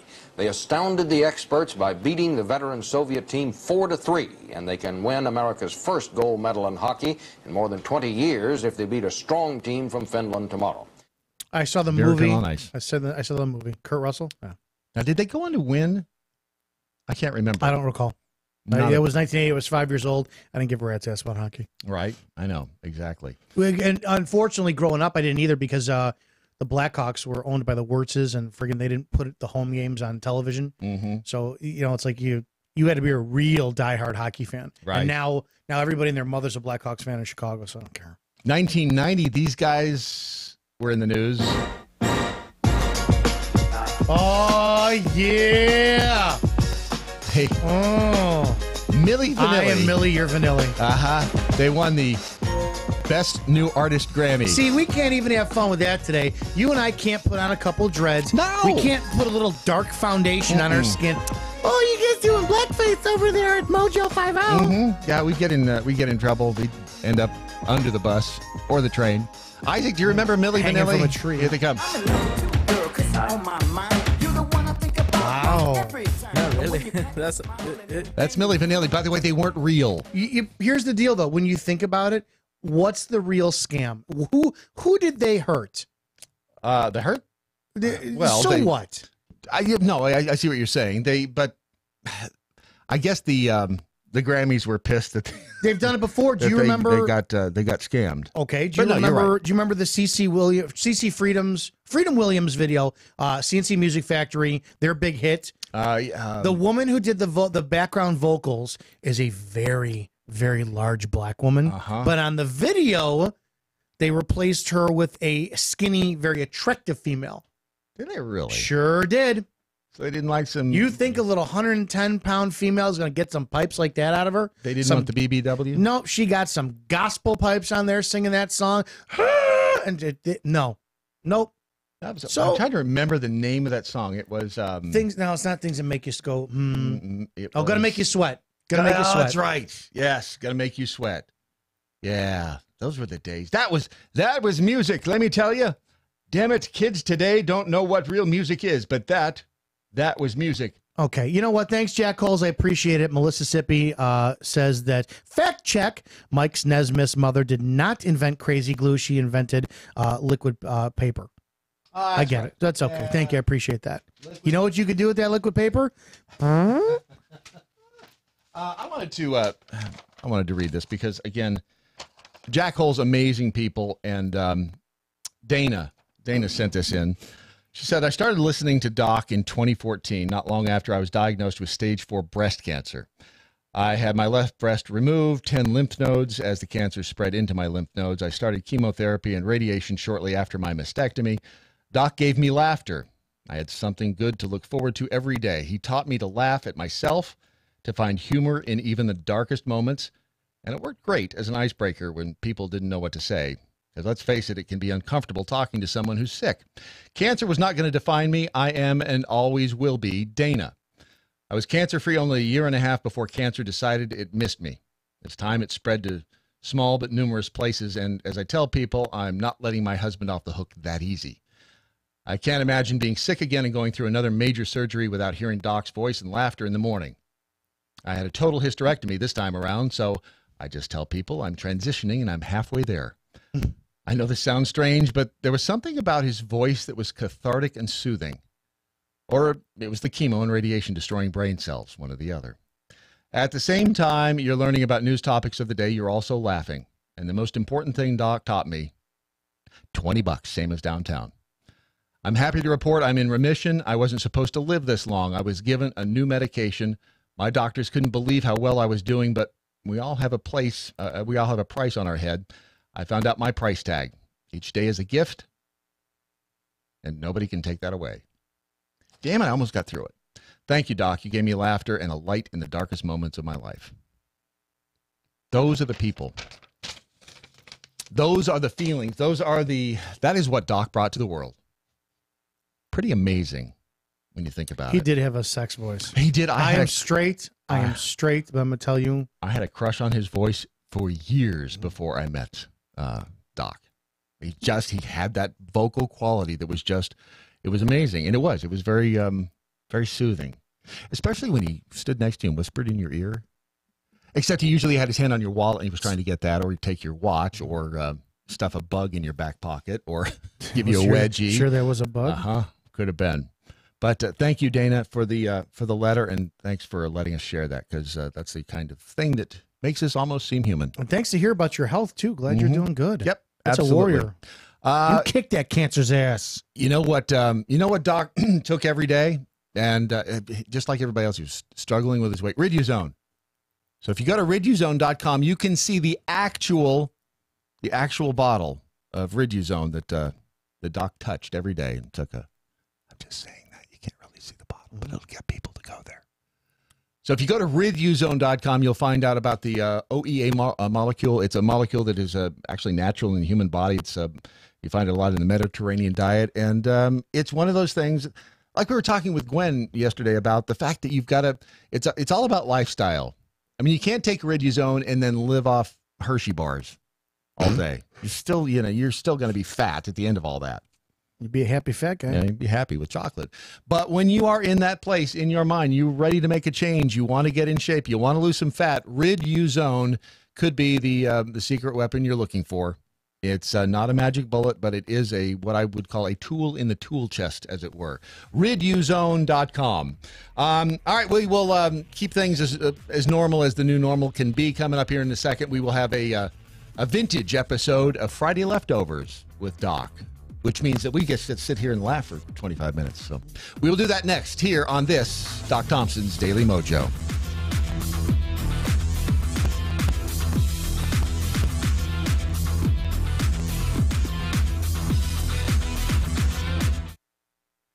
Hey. We all remember the long wait lists that the Veterans Administration was famous for under the Obama administration, but is all well now with the VA? It depends upon your point of view. Let me explain. The hiring practices of the VA seem to be the next big area of concern for many. One hiring involved a human resources official who was serving time in prison for, quote, breaking into the home of a judge, attacking his daughter in the shower, and cutting her car's brakes. The former Air Force captain was released from prison in January 2014. According to federal pay records, since October 2014, the veteran was working in human resources at the VA Medical Center in West Palm Beach. Among his job responsibilities is, quote, advising employees and applicants for employment at the VA. For some, that's a scary thought. However, the VA promises there's nothing to worry about because he was, quote, properly vetted by the VA's Human Resource Office and Security Investigations. The VA also indicates that since he was hired, quote, he has maintained an exemplary employment record and as such has progressed into roles with increasing responsibility. But he's not the only controversial hire the VA has made. The VA hospital in Puerto Rico reportedly has a convicted sex offender working in human resources, advising managers and others on hiring and firing decisions. The same VA hospital was also responsible for hiring a former prison inmate who stole credit card information from his previous employer. So what does the employee do now at the VA, you ask? Well, he's in charge of purchasing prosthetics, which requires the use of credit cards to make the purchases, of course. And that's today's reality check with Susan Knowles. Universal truth number 14, pain sucks. If you haven't yet tried Relief Factor, what are you waiting for? Go to ReliefFactor.com, get their 3-week quick start pack for just $20 and see if it helps your chronic pain. ReliefFactor.com. Ladies, some of you sickos willingly accept that with the big doe eyes that you don't even need from a Snapchat filter and just look up at R. Kelly and say, give me your best. The Rants of Izzo. Tonight at 7. MoJo 50. The Daily Mojo. Well, technically, the Rants of Izzo isn't going to be on tonight as much as it's on right now. Is that right? Because we're replaying the first 2 hours of this. It's funny to watch Ron try to give me sign language to the glass. Look, Isaac was standing next to the microphone. We're replaying hours 1 and 2 from this morning. Oh, okay. Oh, cool. Yeah, That's, for your show at night this week and next week. Yeah. Right. We're getting overtime for that, right? Next week? Why? What's going on next week? Am I here? Are you? Oh, my God. Damn it, Ron. You did not tell me. Oh, my God. That's news to everyone here. I just really haven't been able to do quite the good job today. I apologize. Isaac's doing a great job, too. Isaac's doing a fantastic job. Do we like Isaac? He's a ladies' man. You know, for a Guatemalan, Guatemalan, he is amazing, truly amazing. And you know, here's the other thing I wanted to say about the listening audience, because people said, "Was everything going to stay the same? Is it going?" We are trying. Do or do not. There is no try. That's a horrible Yoda. But I could do it as Morgan Freeman. Oh, no, you'll get me hard. That's what's wrong with that. We are continuing with the MoJo 5.0 platform. There are 2 things that need to happen as we move forward, and the same 2 things that needed to happen when Doc was still sitting in this chair. Those 2 things: we need to grow the audience, we need to grow our clients. It's the same with anything. It's the same with any business in life. You need to grow your customer base, and you need to grow the people that are supporting you financially. And it's not. It's funny because they call it advertisement. Really, I look at it as sharing good stuff. As Doc would always say, it's life hacks. The stuff that we find for you, they're life hacks. We're not going to. Any old company walks through the door, they want to write a check for to have us talk about something on the air. It's well, we might do that, but mostly it's stuff that we actually believe in. With our brokered time, though, you can buy a half hour on Spoonie or on MoJo on the weekends, and you can say pretty much whatever you want. It's going to be your half hour, so you can get in touch with us about that. If you got a podcast you want to put on the weekends, that's great. But we really, first of all, we appreciate the listeners, and if you would all just tell one other person. Like you were saying, somebody new in the Facebook audience. Yeah, it's a call to action, and in any type of thing, we as human beings, we are really more apt to tell someone about a negative experience, than positive experience. Yeah, so exactly. For every, obviously, guys, I'm new to this, and you guys, jackholes and listeners have been massively welcome to me. But so I'm going to ask for a favor. Just tell one person about any show on MoJo 5.0. Go out, make a conscious effort to do it. We love doing. I know Brad loves doing this. He puts up with my crap every day. Just tell someone, pay him back for his effort, and tell somebody, and spread the love. We're all literally doing this for nothing. Yeah. We are not. No one here is making money. Actually, I think that there was a part of the. I think it was a rev share check.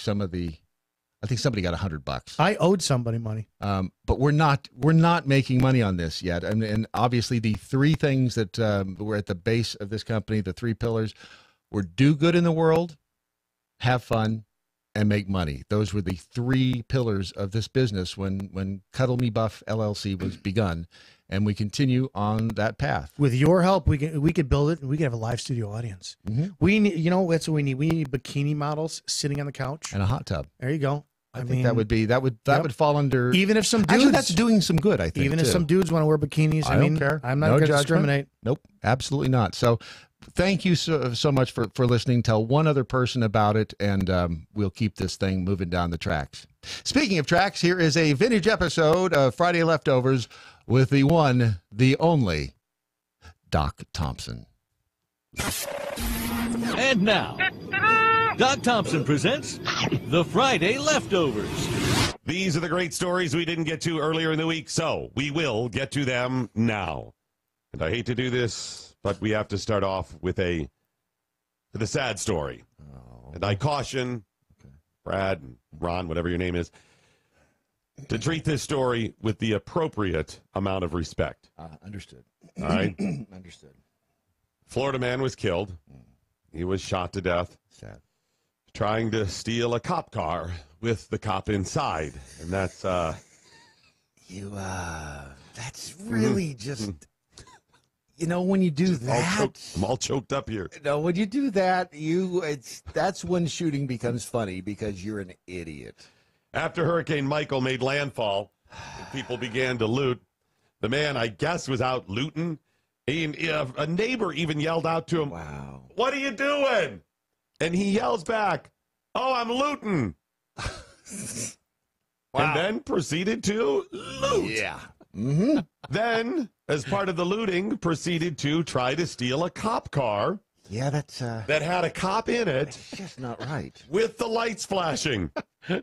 I was going to say maybe the car was sitting there, looked like it was off to the side. It wasn't an unmarked, it's a cop car. I mean, right there, police, 911, emergency, lights go, you know, and the neighbor saw him try to open the door. He ended up getting into the officer's car, and that's when the shooting happened. Yeah, you really don't want to force your way into a cop car, especially with a cop in it, because not if you don't want to be shot. Right, yes. Because if you want to be shot, then maybe that's what you do. Very good, yes. If you're looking for death by cop, that is a great way to do it. He started off looting. Right. Ended up getting shooting. That's first there was looting, then there was shooting.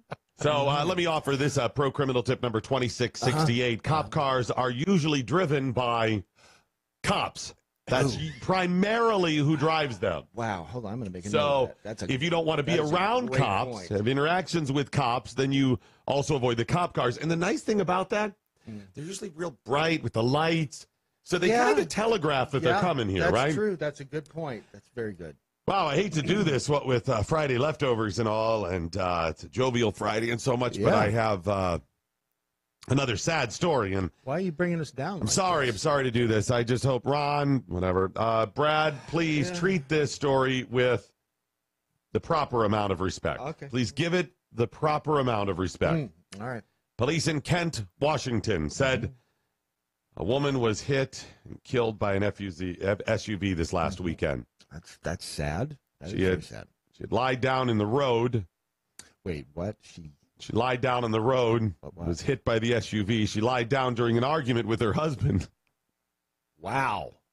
She showed him, didn't she? Was he driving the SUV? Oh, no.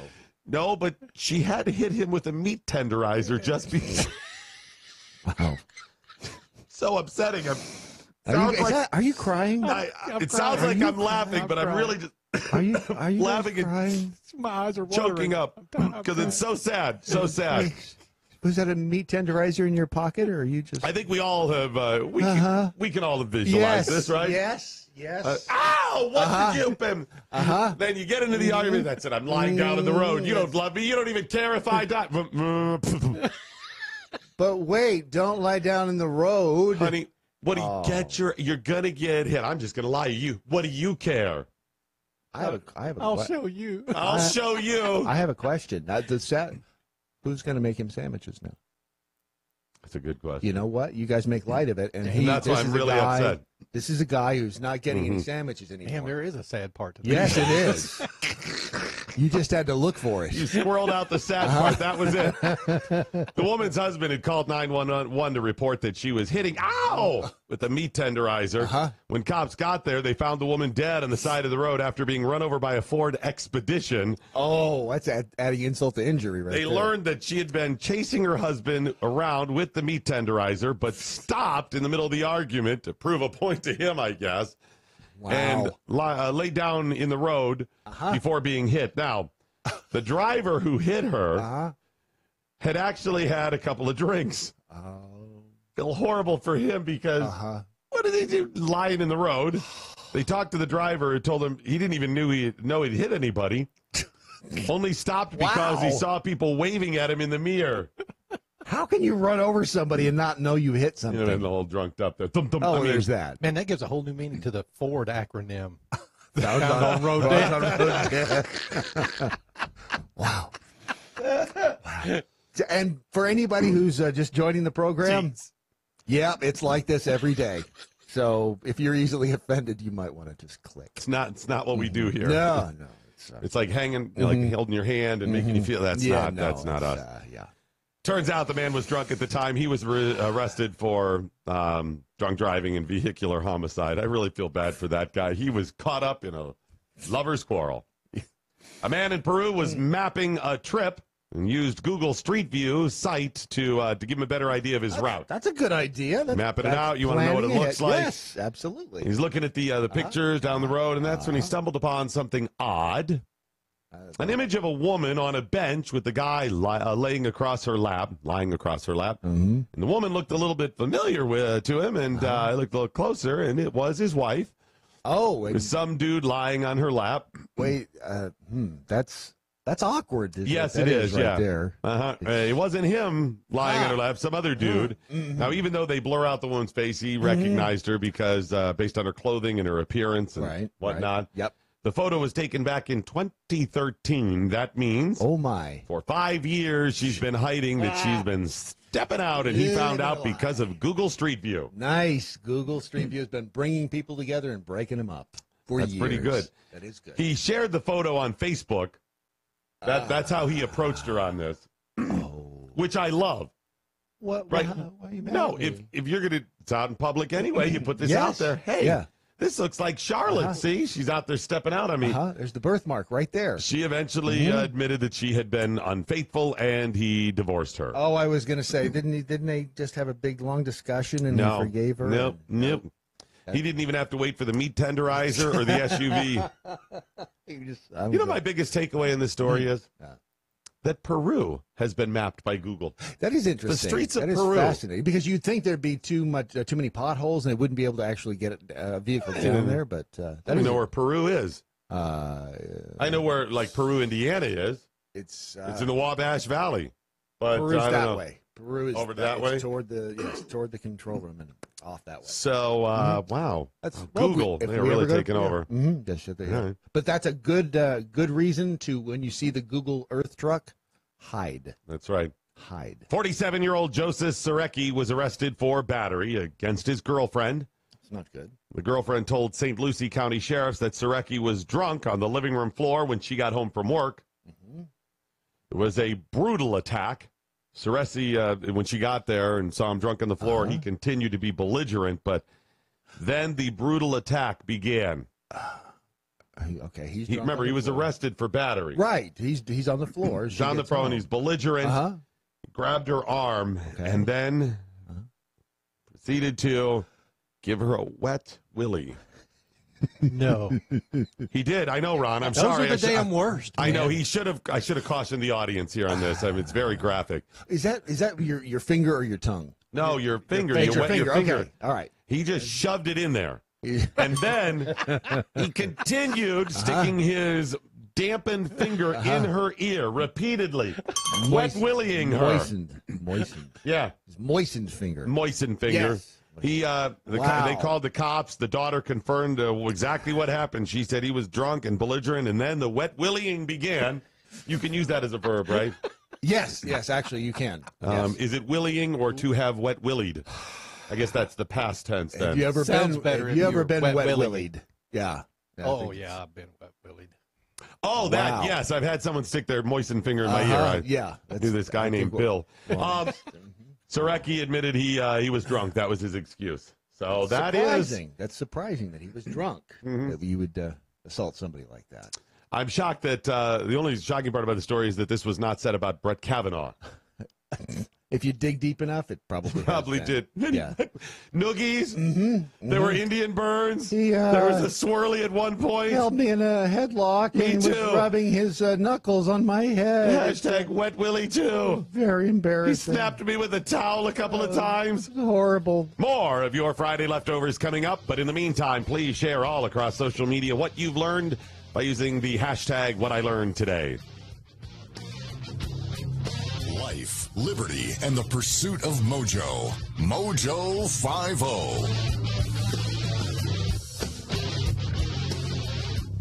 You cannot retreat to your safe spaces. There are no therapy poodles allowed when facing the truth. And that's just how we like it. Straight, hard-hitting, conservatarian truth. On the rocks. No chaser. No marches. No protest. Only small, limited government, constitutional conversations, exclusively on MoJo 50. We get into foreign policy. We get into national politics. We get into constitutional, libertarian, conservative ideology. We put the brakes on the media spin by destroying the lies, dismantling the narratives, and bringing you the stone-cold hard truth. Every weekend on MoJo 50. Join me, Adrian Slade, for a raging hour-long discussion, deconstructing the headlines and delivering you the entire full story. Only on MoJo 50. Live free.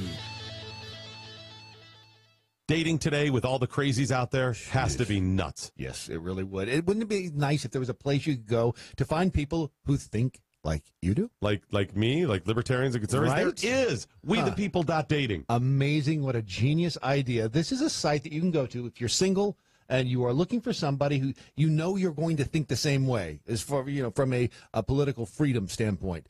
If you want to date the right person for you, you'll find them in one place. WeThePeople.dating.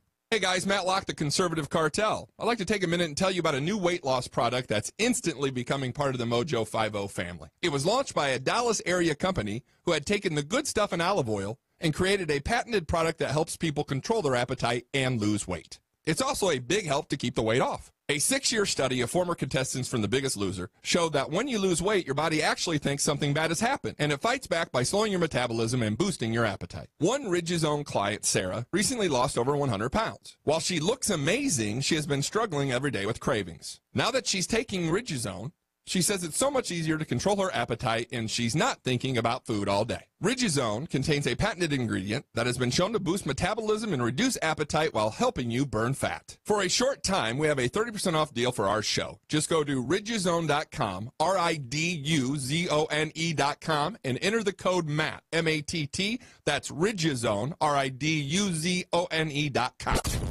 The Conservative Cartel. Remember when Hillary Clinton said that we couldn't be civil to Republicans until Democrats won back the House and the Senate? I mean, I know that was so long ago, like 3 days ago. Remember when she said we couldn't be civil? Remember when former Attorney General Eric Holder said, Michelle Obama, when they go low, we don't need to go high. When they go low, we need to kick them.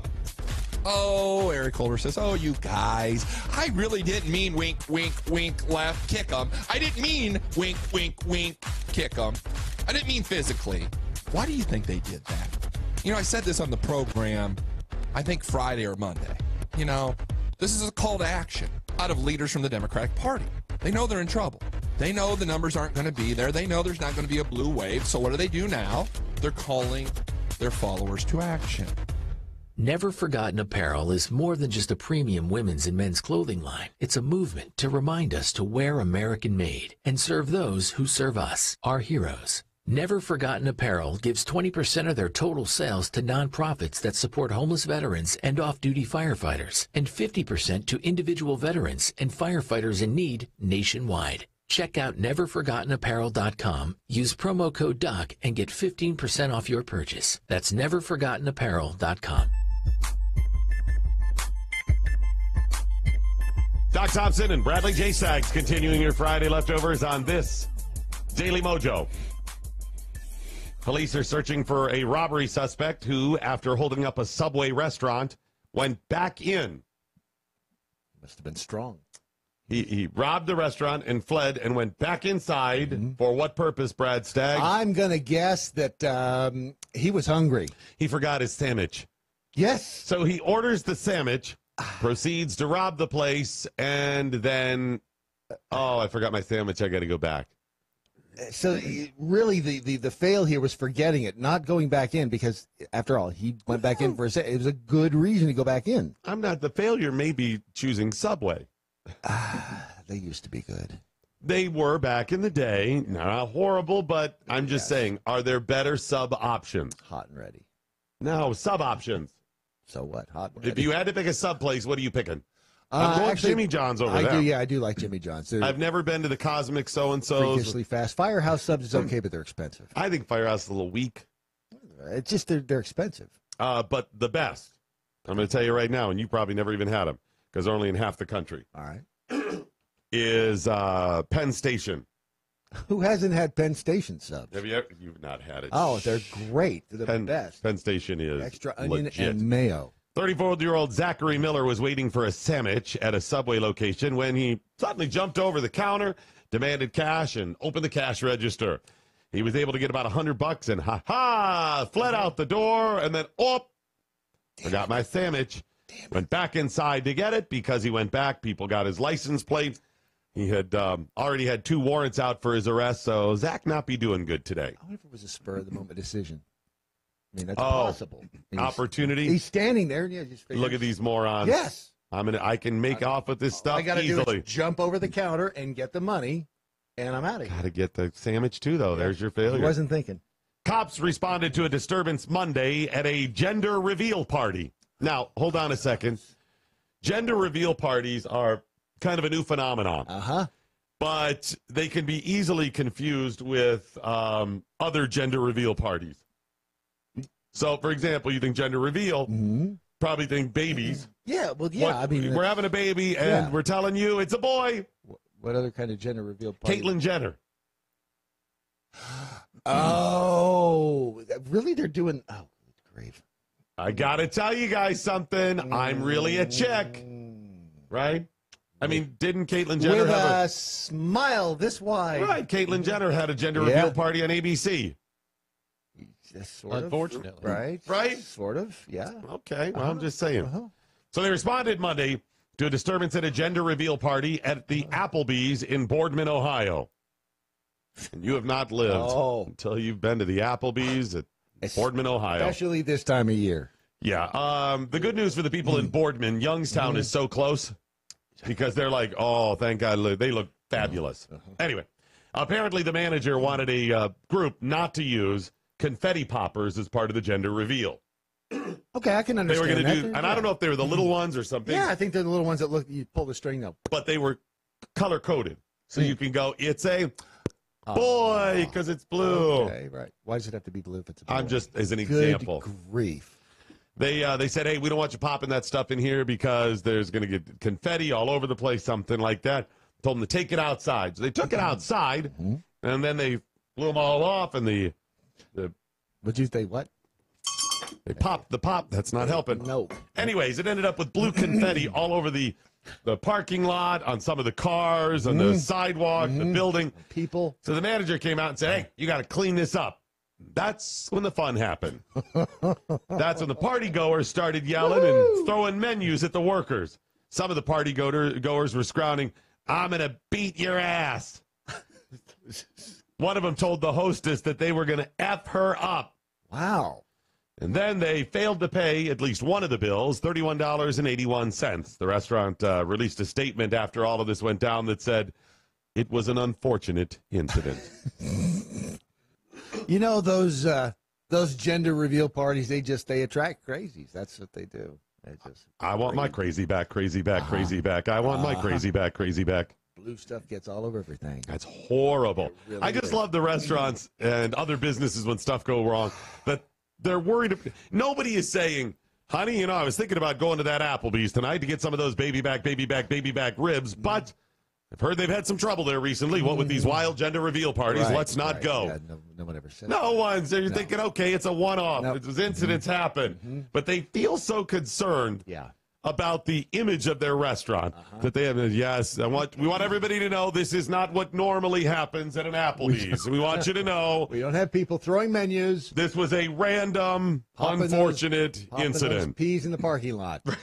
If we do, we don't know about it. Well, thank God, Harold. I was concerned that this was the norm at our Applebee's, and we may have to find another Applebee's to go to. Although that's what's a city?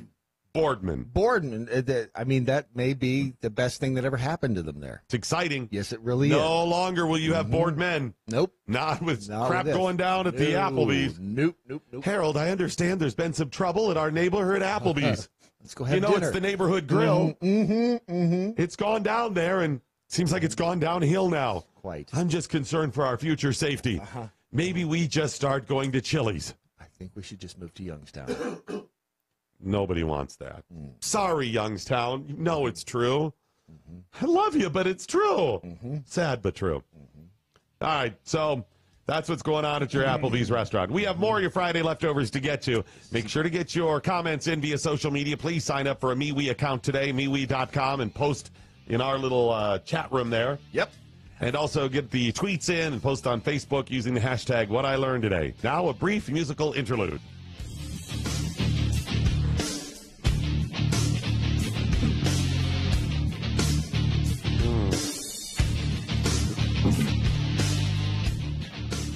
Now a bonus Friday leftover. At a court appearance for a DUI, 47-year-old Keith Barnes says that he met an 18-year-old man named Adam Baines. So, he's at a... Adam what? Baines.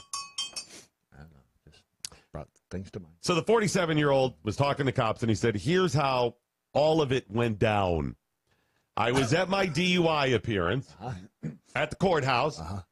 Had a lot of legal issues still to come, but an 18-year-old man. Well, I missed two bells, and I'm just going to go ahead and do it. Okay. He's 18. His name's Adam Baines. Yep.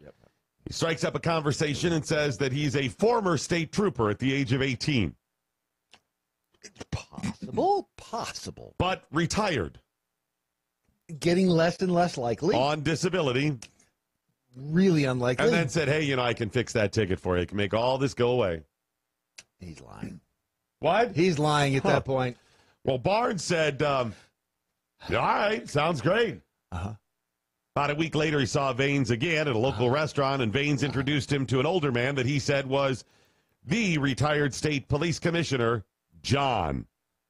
Oh, John. Yes. Didn't offer a last name. You've seen his name in the papers plenty of times. John. I'm sure you've seen that name all over the place. Later, Baines texted the 47-year-old Barnes a phone number. It was a contact listed only as John. Said, here's the guy who's going to help us get this thing fixed for you, buddy. And promised to have the paperwork taken care of, ready for Barnes to fill out, needed to settle his case. Seems straightforward. You want to talk about fortunate. You're just at the courthouse, and this guy approached you, and it's all working out. Right. Well, after a week or so, when nothing came of it, he called Baines, texted him, and Baines answered one time and said, I can't talk right now. Click. He was doing something important. He continued to call, and at one point, he said that, this is Mr. Baines, said, hey, I lost my wallet in Boston. Could you hook me up with some beers and shrimp cocktails? Okay, so he's hungry, thirsty. All right, yeah. But nothing else. Turns out Baines has a long criminal record. What? Scamming. Six arrests in the last year. Charges ranging from first-degree robbery, scamming, assault, criminal impersonation, failure to appear. Wow.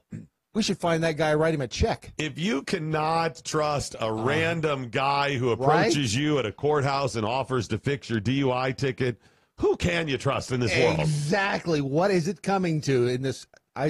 After Baines was charged, he told responding troopers that he's good friends with the deputy supervisor, and he'd be released from police custody on just a promise to appear within hours. Well, of course, because Bob, the turns out that was a lie too. What? He was held at a $2,500 cash bond. So this is so disappointing. I know you can't trust these guys. You can't trust I think we've learned a lot here today. We've done a lot of good work thus far.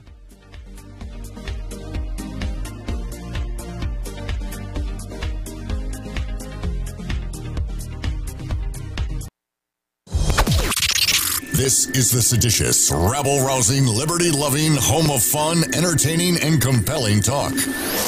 MoJo 50. News this hour from townhall.com. I'm Rich Thomason.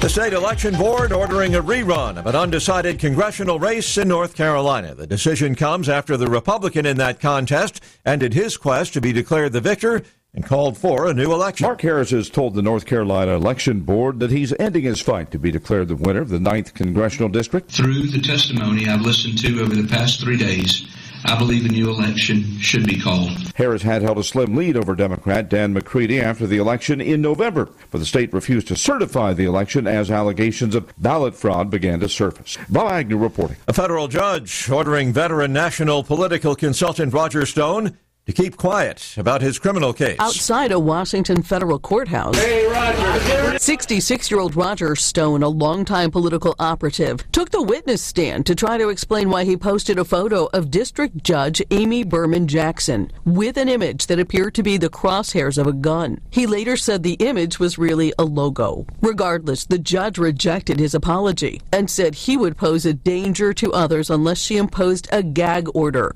telling him not to discuss his criminal case with anyone. Stone is free on bond, charged with lying to Congress, witness tampering, and obstructing a congressional investigation into possible coordination between Russia and the 2016 Trump campaign. Jackie Quinn, Washington. Empire actor Jussie Smollett out on bond after being charged with lying about being the victim of a hate crime in Chicago. Smollett due back in court next month. Oakland, California teachers walking the picket lines for a second day after parents and students applauded their demands by keeping the city's classrooms empty. Oakland's 3,000 teachers went on strike yesterday. Wall Street, Dow futures up 79 points, S&P futures 7 points higher. More on these stories at townhall.com. Bottom line, if you want to lose weight, go to riduzone.com. That's RIDU zone.com. Riduzone has helped countless people lose weight, and they can help you too by boosting your metabolism and making you feel a little bit fuller naturally. Riduzone.com. Hi there.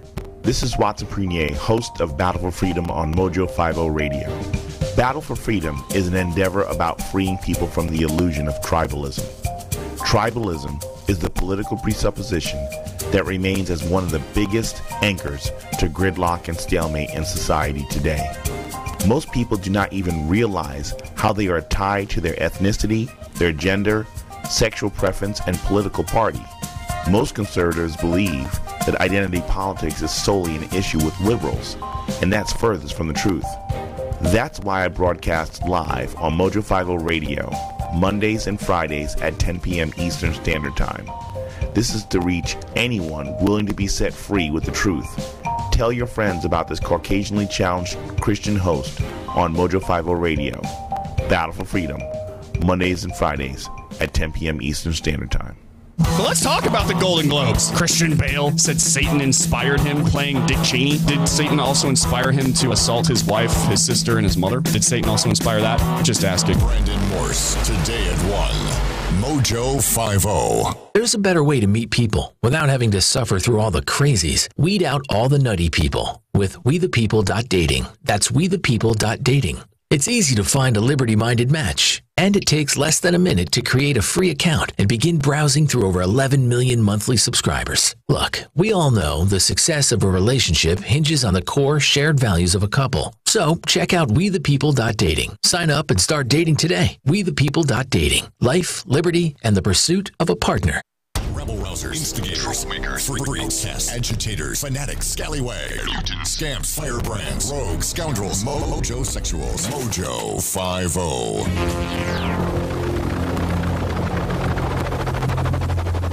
The mothership has landed. See, Jackie McJackhole, if you hadn't said anything, no one would have known. Jackie McJackhole tweeting, that one, call me out, Brad Staggs. Not necessarily, but necessarily you. I mean, all the Jackholes are great. There's just one who's that douchey, just, That's the person you got a problem with? See? No, and it's not Jackie McJackhole, but, well, you know, time will tell. Dirk Phoenix, he's stunt brain. What about we bring back what I learned today? I loved hearing from everybody learned from the show. Oh, at the end of the show, probably, you've yes. been talking about that. Yeah, and we will. And we'll bring that, yes. It's, you know what? You want to come in here and sit behind this microphone in this chair? Brad got the proverbial shit end of the stick where not only did he get more responsibilities, but this last week he's been babysitting me, so give him a break. It's been an interesting, this is the first full week for us without Doc, because last week you guys had a week without Doc, but we were up in Ohio with dead Doc. It's been an interesting 2.5 weeks, to say the very least. We're talking a little bit about, and there's nothing quite as riveting as talking about investments on the radio. I was looking up some.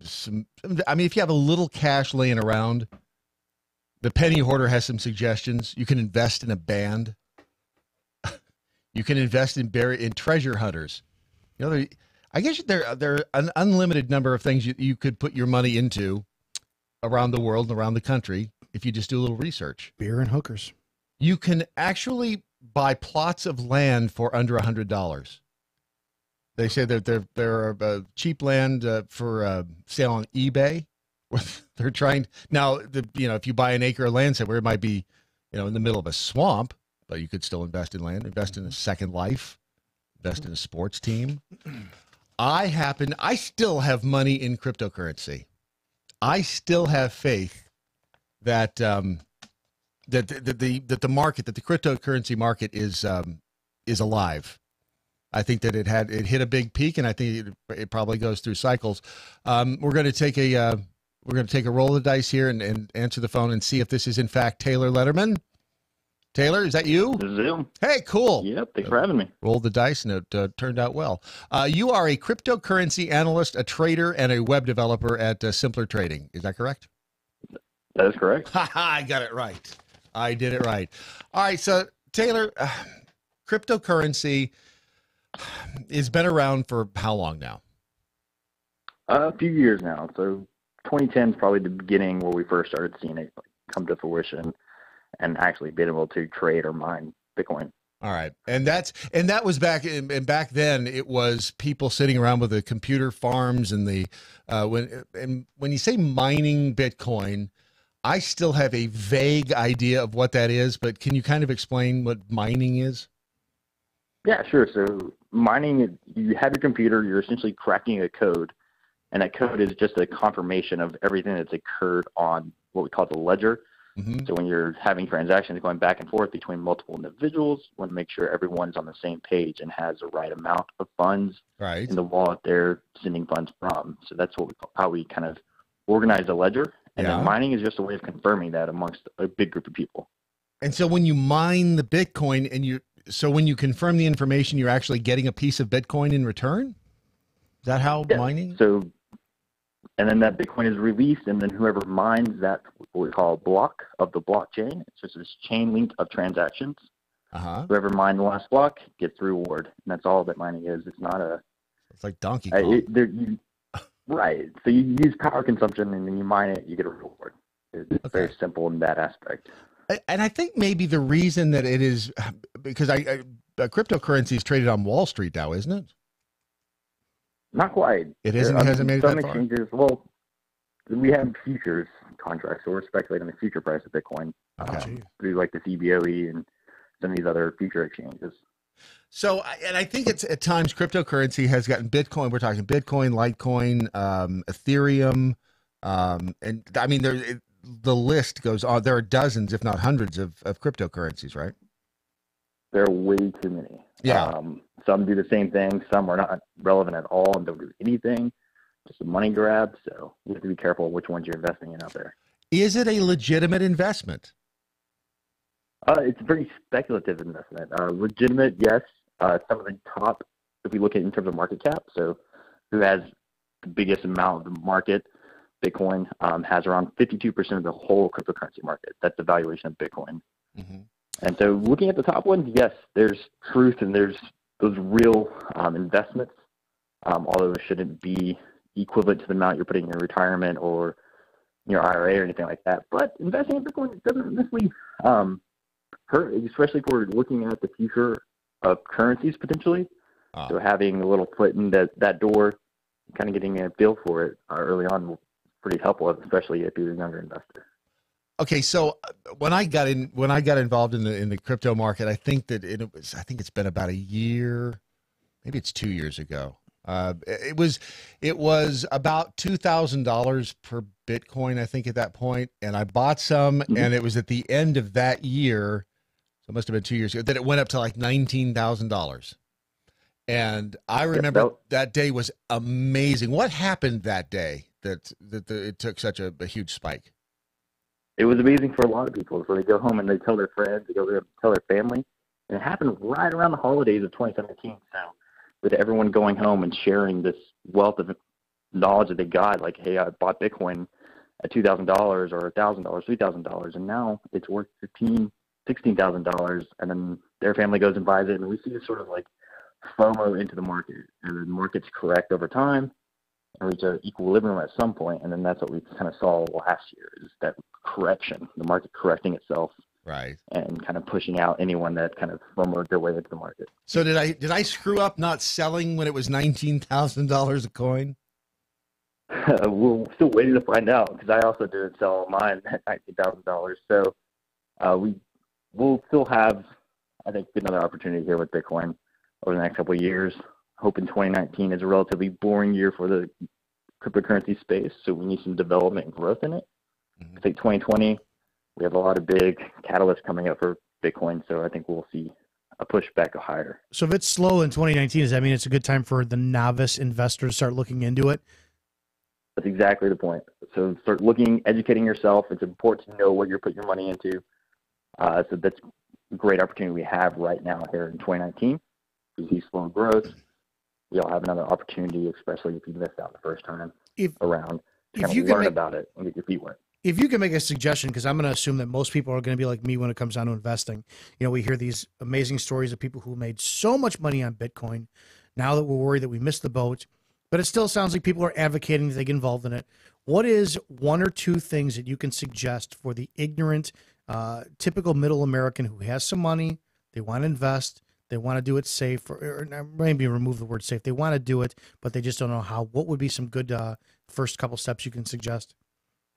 Yeah, so start slow. And if you're in the U.S., there's a cryptocurrency exchange that we tout highly, and it's Coinbase. They have a bunch of regulations. They're FDIC insured. They're going to Coinbase and starting to learn about it. Buy $10 of Bitcoin, send it to a friend so you can see how the actual transactions work, and receiving Bitcoin, sharing it with other people. As you start to learn more about it, I think that's the best way to get started. And then don't pay attention to price. You want to take an approach and systemized approach to your investments, whether it's cryptocurrency or anything. So regularly investing a small chunk of change with every paycheck, every month or so. So just it's pretty much like any other investment. It's just it should be money that you can afford to lose. It's like playing blackjack. Money you can afford to lose, and don't expect to pull it out anytime soon, right? Exactly. Okay. And that's the approach I recommend to everyone. Right. Now, Doc was he was a big believer. Number one, Doc wanted to create a cryptocurrency of some sort, but he was also into and I can't remember the name of the website, but it was a listing of all of the cryptos, and he swore up and down that we were going to find one that, you know, was like a half a penny or a penny a coin, and I think I still have 20 or 30 bucks somewhere out there floating around in some of these others that are just like you said. There are a lot of them, and is that a when somebody's considering investing, should they be looking at the bigger ones, or is there a shot that some of these little unknown ones could go through the roof? Oh, it's definitely possible that some of the small unknown currencies can go through the roof, but most of the time those are hard to get into, especially if you're new to the market. Getting your money over to an exchange that actually supports that's legal in the U.S. You don't want to break too many rules on the first day. So getting into Bitcoin, getting into the big ones, and learning about those will help you have a better understanding of how to find those, what we call gems, the little ones that no one knows about yet, but when they do, everyone starts buying it. Right.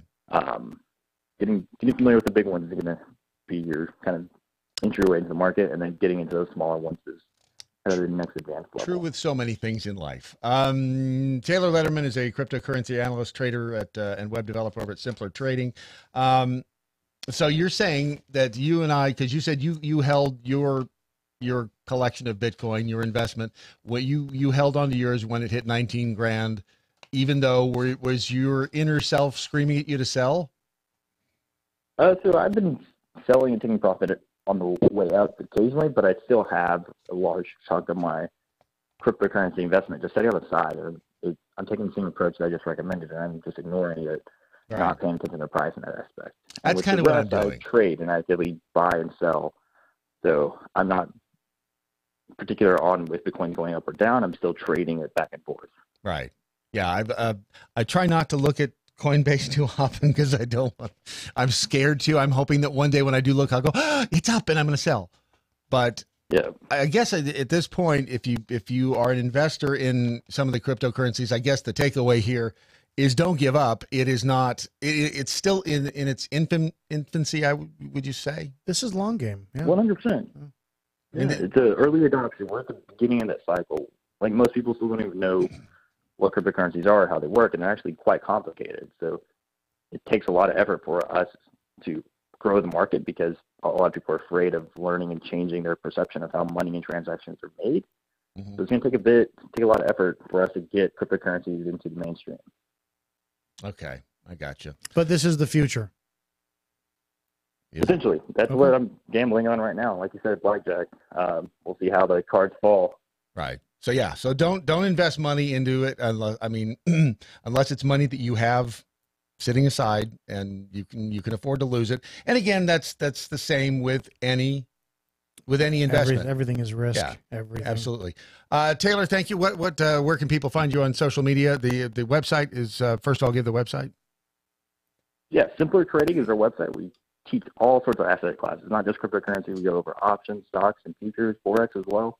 Mm-hmm. And you can find me anywhere on the internet, Taylor at Taylor Letterman. And if you have questions about cryptocurrency, feel free to email me at taylor@simplertrading.com. Taylor@simplertrading.com. All right, cool. Thanks for joining us this morning. And you know what? I'll be thinking of you the next time I see it, and it hits $19,000. When it does that, I may be cashing out and headed to a beach somewhere. So, thanks for the advice. Yeah, we'll see what happens. All right. Taylor Letterman, ladies and gentlemen. That's what Bitcoin is. That's twice in a row, yesterday and today. Mm-hmm. You've basically had people come up and call in and speak Chinese and math backwards. I know that I'm going. These are people who are smarter than I will ever be.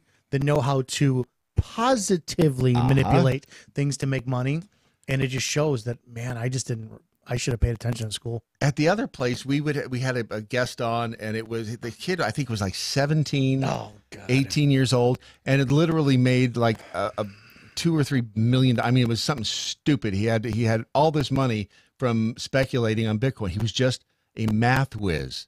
It made me sick because the kid was obviously genius, but it was.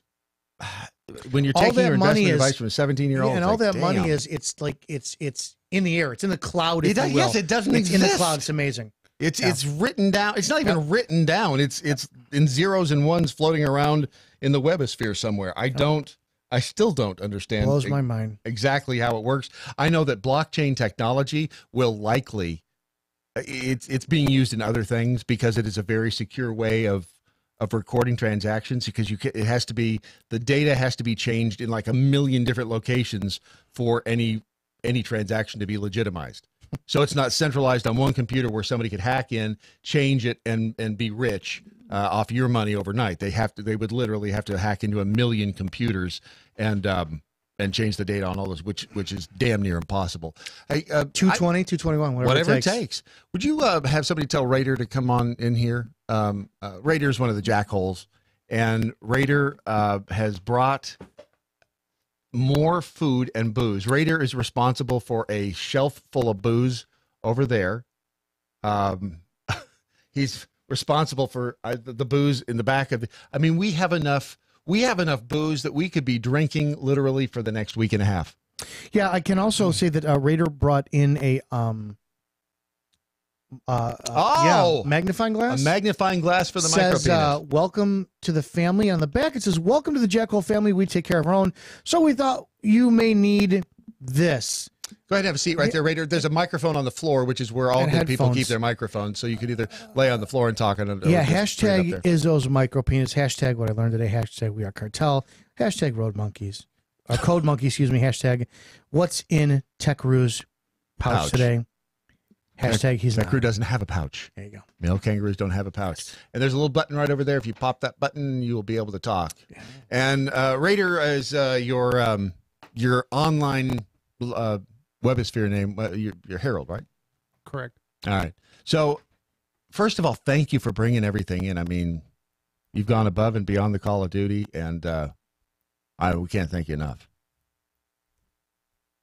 Jackals take care of each other. So brought me a mic. He brought me a magnifying glass for my penis. Mm-hmm. That's fantastic. They know you well That's already. fantastic. They know you well already. Do you know what sucks is that I am a decent size. I'm going to use it anyways. Mm-hmm. I'm going to check it out. Everything's objects in the mirror may be closer than you think. So how long had you been listening to Doc, Raider? Full time when he went to when I was on the Morning Blaze, but when he was Get right up there on that microphone. There you go. when he was subbing in for Glenn, Mhm. that's when I started listening to him. So And I- years and years ago. Yeah. Pretty amazing. What I mean, his ability to touch people from afar was just. What was it about him that drew you in? His take on politics and everything else, Mhm. it wasn't so serious. Right. It was enjoyable, Mhm. and it got people interested. I mean, I even got my family listening to him, which Mhm. was surprising. It was common sense.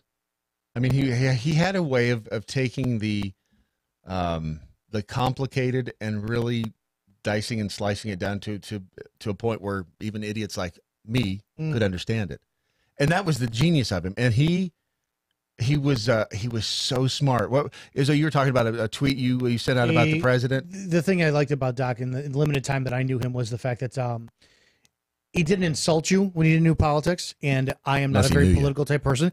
And I made a post about something I agreed with Trump's stance based on, and I put this in there that I was reacting off of my emotions and not, and he just completely and vehemently disagreed with my opinion. And I said I told myself, do not reply, do not respond, do not. This man will rip your ass apart for everyone to see. Don't do it. And I left it alone. He was genius at that. And here's the thing. He could take either side of an argument. He could take either side and eviscerate you with either side of it. It was stunning to watch. And he and I had more conversations about that. Because one day we were standing in the kitchen and I said, I'm kind of cursed with being able to see both sides of an argument. Sometimes I totally understand why they feel that way. He said, oh yeah, I can. He says, and I can take either side and I can argue it out. I don't think he ever took a debate class. He had that brain and it worked 800 miles an hour. Did you ever get to meet him in person, Raider? No, never. He was kind of a jackass in person. It's probably best that you didn't. No, he was the same same guy that you heard on the radio. He was really tall. It's like 6'9". He was just. He's going to get tall. The longer time goes on, the taller he's going to get. He used to have to duck to walk through the doorways in the building, but he was just really genuine. He was a smart guy, and you didn't want to have an argument with him because he would win every time. Yeah, I mean, I'm very logical minded, so the fact that he can see the emotional side of things on the left, it's just like, okay, I can see that, but logically it doesn't make any sense to me. Yeah. And as far as being tall, I'm actually glad I'm here with Izzo because I'm actually taller than him. I don't feel like a child. Oh, boy. This is all working out quite well. It is isn't what it is. I'm very secure in my height. Yeah. At least I know who the most dangerous person in the room is, pal. Me. Have you gone to Raider? Have you gone to lovemytummy.com yet? Have you been there? No. Have you looked at? Why aren't you supporting our sponsors? The hell's wrong with you? I just moved here. You want us to fail? Is that what You it moved is? here from where? Atlanta. Oh, wow. Hey, Raider. Why'd you? Ron Yeah. Phillips over here. Can you speak up a little bit? The noise gate's cutting you off. You're very soft-spoken. Thank you, brother. That wasn't intimidating Ron at is all. Ron is used to two assholes talking, and you're actually polite. Yeah. No, if you go to lovemytummy.com, that's where you find Atron Teal, and that is who got a bottle of this morning? Who got a bottle of this? I don't know, Uncle Brad. That would be me. You got a bottle of this. You got a bottle of Atron Teal this morning. It's going to actually relieve your bloating and your abdominal discomfort, and a change in your bowel habits too. God knows I could use that. Here's the weird thing: when you travel, does it change? No, I am on the toilet constantly. I am the king of using rest stop bathrooms. Not for why the Jack Coles want to think. Yeah, I used to work. You know what they say about rest stops? You and George Michael, he's dead too. Yes, that was a tragic. I bet they've met. Now, Doc and him? No question. No question. Should have been. There's a big party. Him, David Bowie, what was he on? Tom Petty. Yeah, they're all chilling. He's met them all. Yep. The thing, I used to work with a floor director. He used to call it gig butt. When you travel, when you get out on the road, that your habits became irregular. He called it gig butt. So that's my contribution to it this morning. Atron Teal is actually hashtag what I learned today. See all the things you that you learn when you listen to the Daily Mojo. Here's the thing: it's not just about IBS; it's about the fact that gut health is really important, and they are learning more and more every day that gut health is connected to things like depression, and it's connected to your weight fluctuating up and down, going up and down. Maybe not, even though you're trying to diet and trying to do everything right for yourself, you still end up, turning into a fat pig. I've tried that, but that's happened to me before. It's like, damn, I'm not eating anything. I'm working. Why am I still fat? Your body doesn't process food properly, and it hangs onto your fat storage for fuel. It's all of these. That sucks. You're damned if you, damned if you don't. Preservatives and all the crap that goes into food today. But go to lovemytummy.com and find out if Atron Teal can be a life hack in your life. All right, so Rady, you said you moved here from Atlanta. How long have you been in this area now? About a month and a half. You didn't think there'd be math involved, didn't you? Month and a half. What do you think of Dallas area so far? Love the traffic. Isn't it great? Yeah, compared to Atlanta. Is it better there? Yes. Really? Okay. Yeah, Atlanta. That is nightmare. That's worse than LA. It's actually, I think Atlanta traffic now, I think is actually classified worse than LA. Certainly worse than New York. It is a zoo down there. It is crazy. Well, welcome to town, and thank you. And you brought chili today too, channeling Lori D and Angry Beaver. Yes. So thank you for that. Gosh, fantastic. Oh yeah, there's food out there. I mean, again, an amazing audience, and thanks for being there, and thanks for staying out of jail. That's another. No, well, I sort of have to.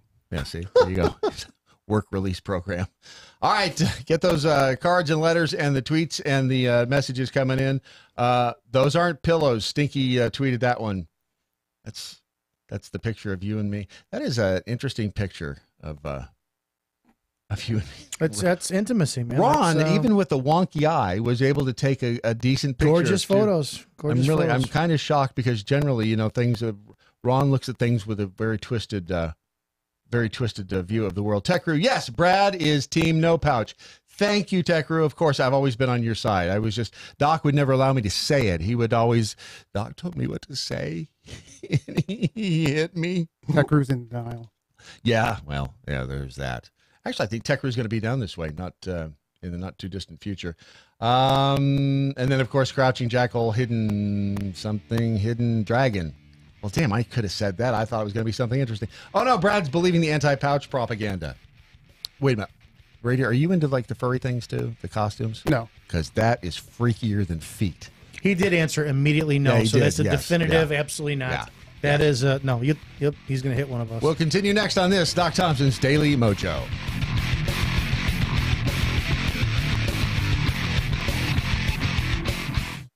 Today, we're taking on a narrative that seems to be going around conservative and libertarian circles as of late. That narrative is summed up in a headline from a recent article over at Reason.com, which reads, "Record number of Americans call government our biggest problem." You and I may fundamentally believe that government control is a big problem, but is that really how Americans are feeling in general? The author of the piece, Nick Gillespie, points to a recent Gallup poll that states a record high 35% of Americans believe that the U.S. government is, quote, the most important threat facing the U.S. Except that isn't what Gallup actually concluded. It did conclude that 35% of Americans believe government, poor leadership, or politicians were the greatest problem facing the country. Those are three very different concepts at play. So while Gallup may have decided to add them up, I have serious questions as to the veracity of the headline just based on the components of the number. Luckily for us, Gallup has the insight into what people were thinking they meant by government as the problem. Check out these numbers from the actual responses to the open-ended question asked. 11% of Americans specifically cited Donald Trump as the most important problem. 5% named the Democrats or liberals, and 1% named Congress. About half of the 35% who said government is the most important problem do blame both parties or cite gridlock, lack of cooperation, or the shutdown more generally. So I ask you, do these numbers match up to the sentiment of the headline? I say no, and in fact, if Trump weren't in office, we'd likely see a far lower number of Americans distrusting government. Such is the hatred of his presidency from the very people who want more government control over our lives. This just proves you can't believe every headline you read, even if it gives you all sorts of validation for your personal beliefs. This has been By the Numbers. I'm Andrew Coppins. You can find me on Twitter at The Coppins Show. By the Numbers with Andrew Coppins is powered by TarRiverArms.com. They've revolutionized online firearm sales with high-resolution pictures, 3D imaging, and the best prices. How much will you save? Find out at TarRiverArms.com. That's TarRiverArms.com. The Daily Mojo. All right, so what's this now? Smollett's been written off of Empire? There, it looks like it's just in from CNN. I'm sorry to admit that, but it's okay. This is CNN. His character will no longer be in the rest of the season of Empire. Well, I wonder what that's about. Don't care. I've never even seen the show. You know what? They canceled Roseanne because of a tweet. Right. I don't. To be honest, I do not care what he did. I do not care about Roseanne's tweet. I care when they make it this massive issue because they are fueling hate because people are so ignorant today. They will believe anything they hear. And I care about the hypocrisy. Make it a level playing field. If you're going to do it to one, do it to the other. And that's just it. And again, that was another reason this platform was created, because it was about it's about being even-handed. It's about being balanced. It literally is calling out hypocrisy. It isn't about left and right. It's about right and wrong, bottom line. And because we'll call out President Trump. It doesn't matter who. It's not about which side of the aisle you're on. And as libertarians, I don't care what you stick where. I do not, however, want to fund it. I would like to watch it. I watch it, but I don't want to pay for it. I mean, that's the bottom line. I'm just cheap. You know, I go throughout my day. I do what I can to contribute where it needs to be. I show up and I half-ass this, with you. And, I go home. I do what I got to do. I don't bother anyone else's life. I don't force my views down your throat, so to speak. There you go. Thank you. I don't care what someone else does. I care when you force it down my throat. And that's why I'm so sick of this Smollett case and everything else is. I'm so tired of this is important because we are making it important. No, it's not important.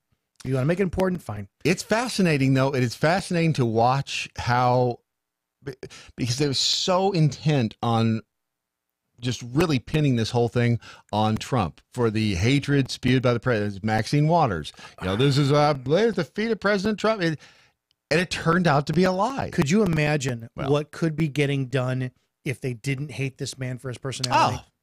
Yes, and the things that he has actually accomplished. Sure. There's a list somewhere of all the accomplishments that he has been able to do in the past 2 years, despite the fact that people on both sides of the aisle in the government are against him. So he's in a unique position in having both the Republicans and the Democrats equally hate him. And the problem with the Republicans is they're in public they're all we support and in private they're with the Democrats and they're all trying. Why to not? Because you're upsetting this apple cart of people who literally get elected to do nothing, and their net worth is in the millions. Yeah. And now all of a sudden here comes somebody who's going to upset this, who's going to hold you accountable. Why wouldn't you be pissed? It's amazing to watch the politics in this country, and it's sad, quite frankly. I don't know where we're headed, and I look over to my left and I see on the big screen that the national debt is at $22,030,748,000,000, and literally 620, 30, 40, 50, 60, $70,000, 80,000. I mean, it is spinning by so quickly. I don't know what this government does with the money, but I know that we are not headed to a good place, and we're headed there awfully quickly. I mean, if you want to actually look at the future, maybe it's London, where a 23-year-old man was stabbed to death as London endures more bloodshed. Wait a minute. How is it possible he was stabbed to death? They do have a massive problem with knives there. Knives are illegal. They have a massive problem with knives there.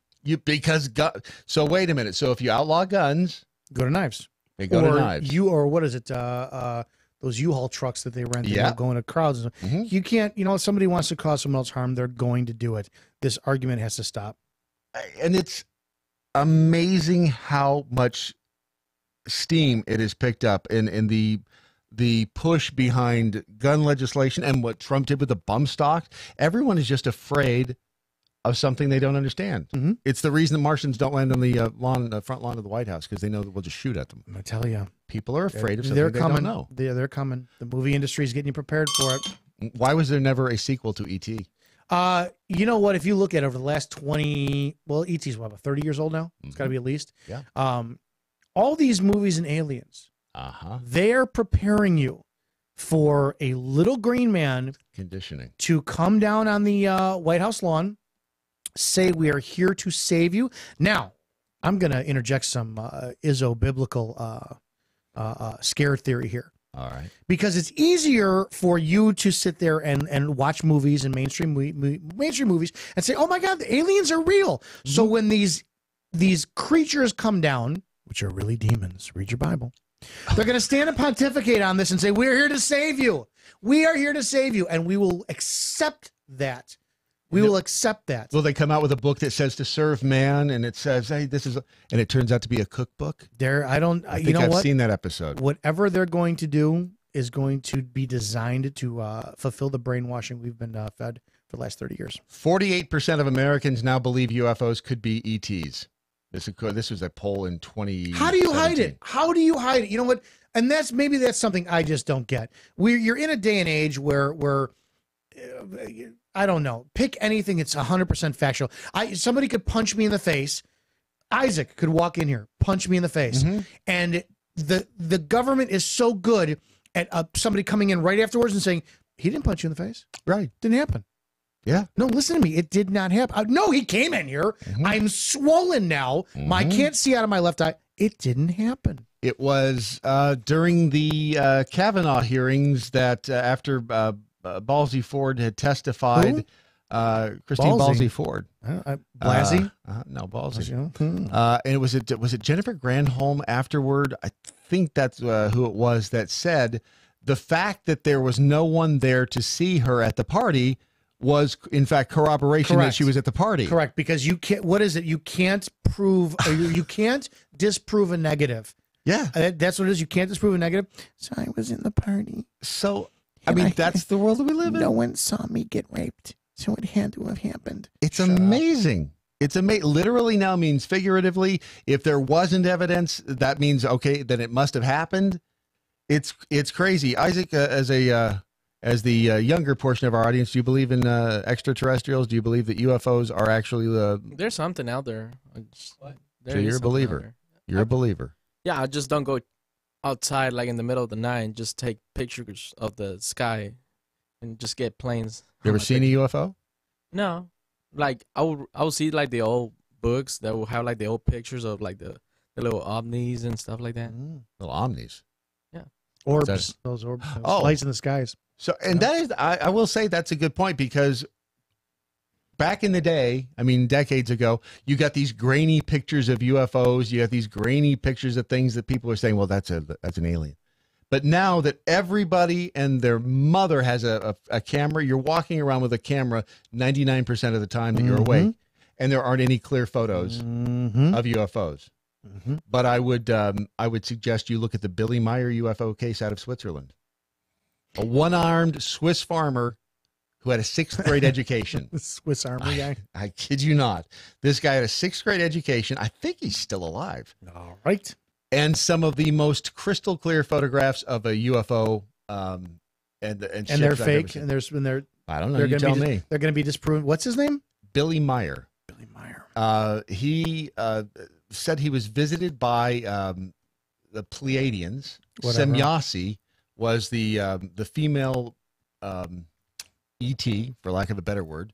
And remember, Jesus was an ET. I've seen this guy, and he has, I've seen his YouTube stuff because I've gone down the YouTube wormhole. It is absolutely fascinating. He claims he time traveled. He claims he saw some dinosaurs, all this kind of stuff. Did he say dinosaurs? Yeah, really? I've never seen the dinosaur part. Yeah, this is, if you can go and look at, and you have to, there will be documentaries because he's done public speaking, and this is the cool stuff. He's old. Yeah, this is cool stuff. It pretty much ruined his life. Zachariah Hitchens is another one who really did these topics. They talk about this stuff, and these guys did a hell of a job. Hell of a job. If this is a hoax, the effort that went into this hoax. This is where I'm strong in my faith, though. This stuff absolutely makes you go, "Oh my God, aliens exist!" But this is to pull any doubt away that there's a God. That's my view. This is so good. Why do they have to be exclusive? I mean, why can you not believe? Didn't God speak of his sheep in other lands? I cherry pick from the Bible, but I believe it's literal. I believe it's literal. So what about Ezekiel's wheel? What was Ezekiel's wheel? Ezekiel's wheel was essentially, it's a wheel in the sky that spun and had faces on it, essentially. Okay, then if that's in the Bible, it happened. And some say that was actually a ship. Okay, there you go. I mean, I'm going to tell you. Then yes. The burning bush. Think of the burning bush. Yep, that's real. What could that have been? Maybe started by an engine? That's real. Don't know. And that's the. Here's the irrefutable proof. I have two things I believe in. I believe there's a God, and I believe that I'm not him. That's it. I'd say those are safe. Yes, those are safe bets. Two things I could prove. But why wouldn't there? When you have a universe as large as this one is, why it's to quote, I think, was it Mr. Spock again? Sure. Only human arrogance would assume that we are the only beings in the universe. Do you guys have the chupacabra? Oh yeah, the chupacabra. Do you believe in the chupacabra? No, well, I don't really believe in it. Like, why? I've seen so many fake stories about it. I heard so many fake stories about it. Do you believe in Bigfoot? Bigfoot? Not really. You better be careful in there. Do you believe him himself? So. Do you believe in Loch Ness Monster? No. Really? I think that's been discredited already. No, I am a big Loch Ness Monster freak. They can't. This is just the thing. They can't disprove it. They can't disprove that Nellie exists. They just the grainy pictures that we've all seen look a little. I believe in Bigfoot too. I believe that Bigfoot's out there. Bigfoot could be a big bear. I watched Harry and the Hendersons. It was actually on Netflix about a couple months ago. I was like, I forgot how good that movie was. Yeah. That's a great movie. I mean, it's possible. And again, you can't prove a negative. That's what it is. You can't prove a negative. Yeah, you can't prove a negative. Okay. You can't prove something doesn't exist. I mean, with the only way you could prove, well, even then you couldn't prove that Nellie, the Loch Ness Monster, doesn't exist. Even if you drained Loch Ness, there's no way to prove that she doesn't exist because she could have gotten up and walked out and walked into another lake somewhere. So you cannot technically prove that she doesn't exist. So that we're left with this belief system, whether or not it's true. I don't know. They're going at it at the MeWe chat room now. Aliens and stars are come on, guys, are angels and demons.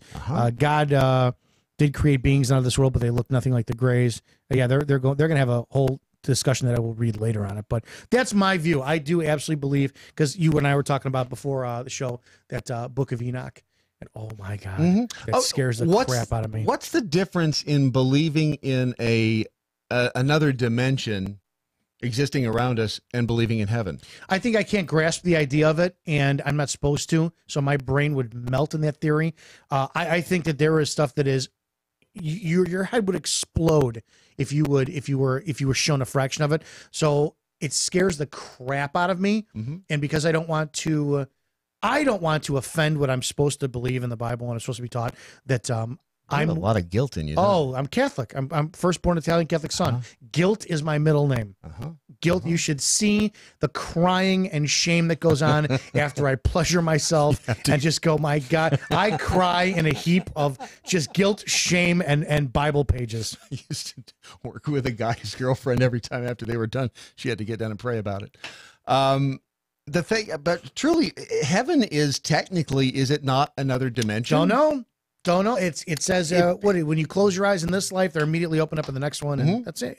I'll have those answers someday. I don't want them now. But it's conceivable that it could be another dimension, another thing. I mean, we were always taught that you look up when you look at heaven, and when you look at hell, you look down.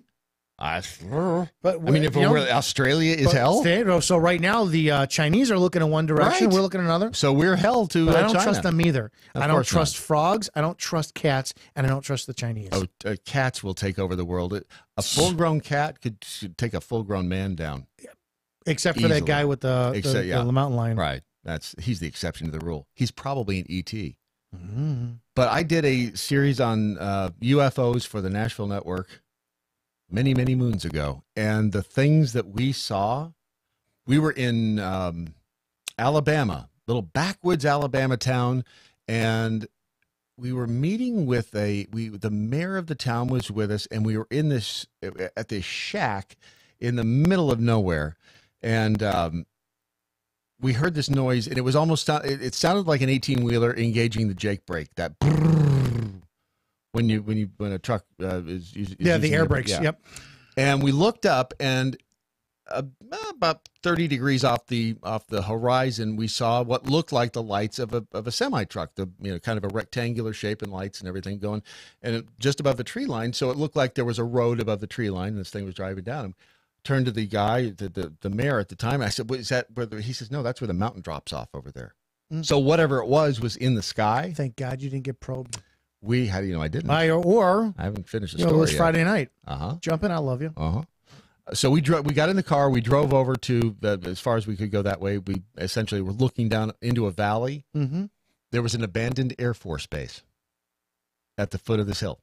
Mm-hmm. So who knows what it was? I have no idea. I don't have those answers. I don't know. But I'm like Fox Mulder on the X-Files. I want to believe, but I'm a skeptic. Yeah. I'm the first thing I do is try to disprove something when I see it, because I want to believe that there's something there. Did you say we have a phone call? Yeah, we got a caller. Oh, this should be interesting. Hello, caller. You're on the air. Hey, guys. What's up? Ricky, what's going on, man? How's things? Speaking of ETs. Well, it's going good. How come you never see a UFO come on the south side of Chicago? That's what I want to know. It's just the baddest part of town. Because they're smart. They're scared. That's easy. Ricky, what's going on with the city, considering the fact that Jussie Smollett got arrested yesterday? Well, everyone divided, because half the people, they say it's all right. He make it up, but they still believe it.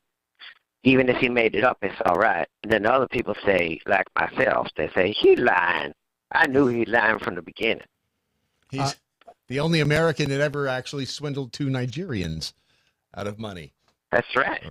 Actually, no, he didn't. He paid them. So how did he do that? He got it. That was a back-ass swindle. So is life on the streets right now kind of crazy? I mean, with all this going on? People already know that going to happen. Everybody make up stories like that. So that's why they said, hey, let the boy be. He go back to work yesterday. He was right back at work. He wrote him a check, so that thing was going to bounce. Yeah, he a fool.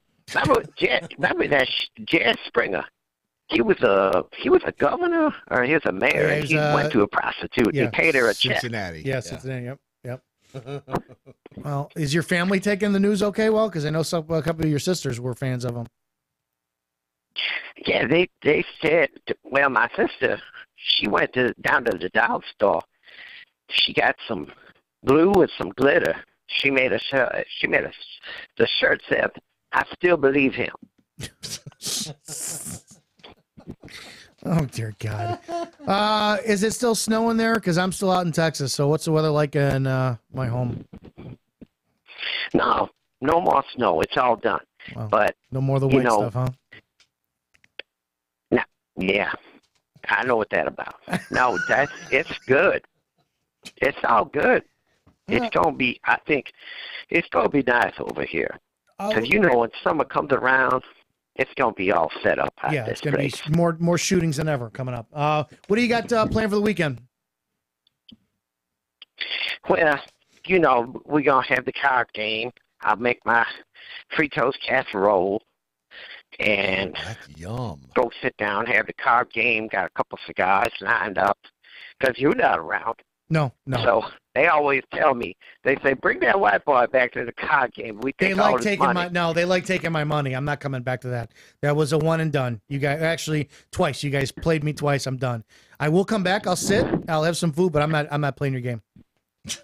Last time was $445. Yeah, that was wrong. Yeah, and you know what? And when we went to Scores last week after the show.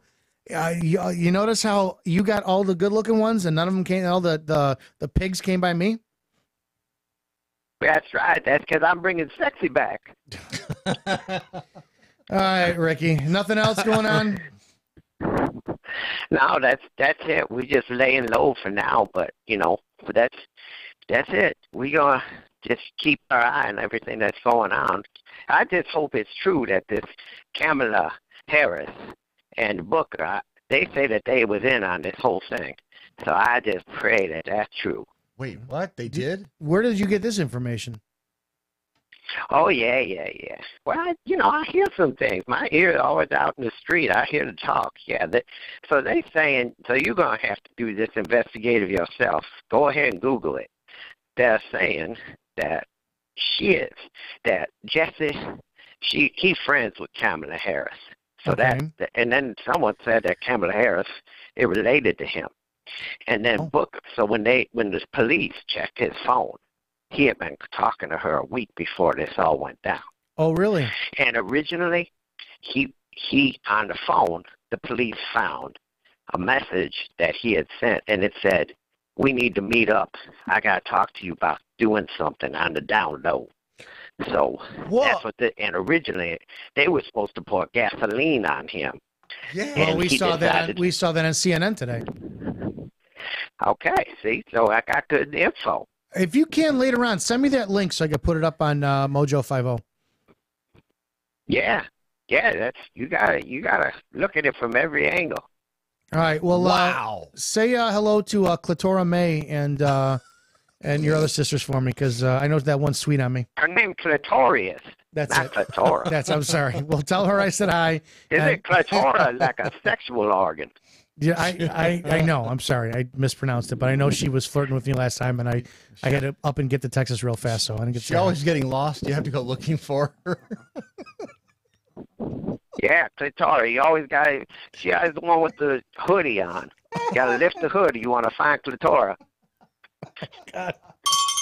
Okay, Ricky, man, thanks for talking to you. I appreciate that, sir. I'm not around this weekend. All right. Have a safe trip. Have some fun, and then I'll call you back. All right, later. No way. Yeah. So somebody sent an article last night from, because there's 50 million now different websites and news outlets. So somebody had said, and I read it really briefly, that the Kamala Harris they use the word allegedly could be involved. And it's 3 a.m. I'm looking at this going, okay, until this starts to hit more than one news outlet, I'm not going to look at this. So it wouldn't, then the memes sort of come out today. I wouldn't put it past the Democratic Party if they're going to do this to further a lynching hate crime act, which you talked about yesterday. What are they going to do? What are they going to concoct? Or wait a minute, no. Now, what are they going to concoct? Is it not safe to make an initial assumption that they could be behind some of the shootings, like the Vegas shooting? Not Columbine. Well, sure, like Columbine, like Sandy Hook. What is it? Why wouldn't you put it past somebody? Especially with the dude in Vegas, when the FBI and the local sheriffs and the police, a year after it happens, come out and say, we don't know anything. But they know what happened in 2 weeks with Jussie Smollett. How is that possible? I mean, they are either the most incompetent bunch of boobs when it comes to investigations in Vegas. I do, yes. Ladies, we love boobs here at the Daily Mojo. Yeah, so poor choice of words on my part.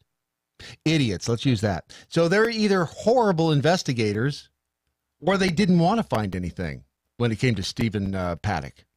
No, and even his brother had talked about, I mean, I saw some documentary with his brother and X, Y, and Z. You know what? I'm sorry. I cannot accept if my health is failing and some company screws me over and he's a millionaire going back and forth with Vegas. Okay, that's like me going back and forth with $20 at a restaurant. I'm not going to get all bent out of shape because I have cancer. I've got 6 weeks to live, and I'm going to go into Chipotle and shoot it up. That makes no sense whatsoever. No, it doesn't. And if he doesn't have this background, you do not murder if you don't have something in your background like that. You're hurting animals, you're hurting people, you're domestic. You don't do that. That kind of crime has not come out of nowhere. There's something definitely hinky going on with that investigation. This tie to Kamala Harris That would you look at it. You saw the movie The Contender, where they try to put a female female vice president under who played the dude in The Big Lebowski. Bridges, Jeff Bridges, one of the greatest actors on the planet. So he plays the president of the United States. One of the candidates who was running for the position of vice president stages in the movie, stages a car to drive off of a cliff, and then he was going to go rescue her. Turns out that he paid for it. And spoiler alert for the movie, he found her in Soldier of Fortune magazine. Right. He paid her money to drive off the cliff so that he could be a hero. Who is to say that Kamala Harris could not have said to Jussie, you're an actor. Yeah. You've got these connections. Do this. I will then come in and swoop and save the day and solve the problem. But, okay, she's a smart woman, I would think. She's also kind of hot. She is very hot. Now, so you have a smart woman getting involved with this guy, Jussie, who wrote a check. Nobody says he's smart. But why would she get involved in any kind of a con like that with somebody who's for the same reason? For the same reason that people are using AOC. Here's the deal: when you use these type of people, either for a school shooter or something like Jussie Smollett, you look for people who are easily manipulatable. So Jussie, and I truly believe that somebody's pulling the strings at AOC. You give a person this much power, just like go to O'Hare Airport or TSA. You give these people a little bit of power, they go over the deep end. So Jussie could get a little bit too big for his britches. AOC's get a little bit too big for it. They go off the script. They go off the script and they go on. They ad lib. And the product you get is these mockeries on news. You get Jussie Smollett and his thing.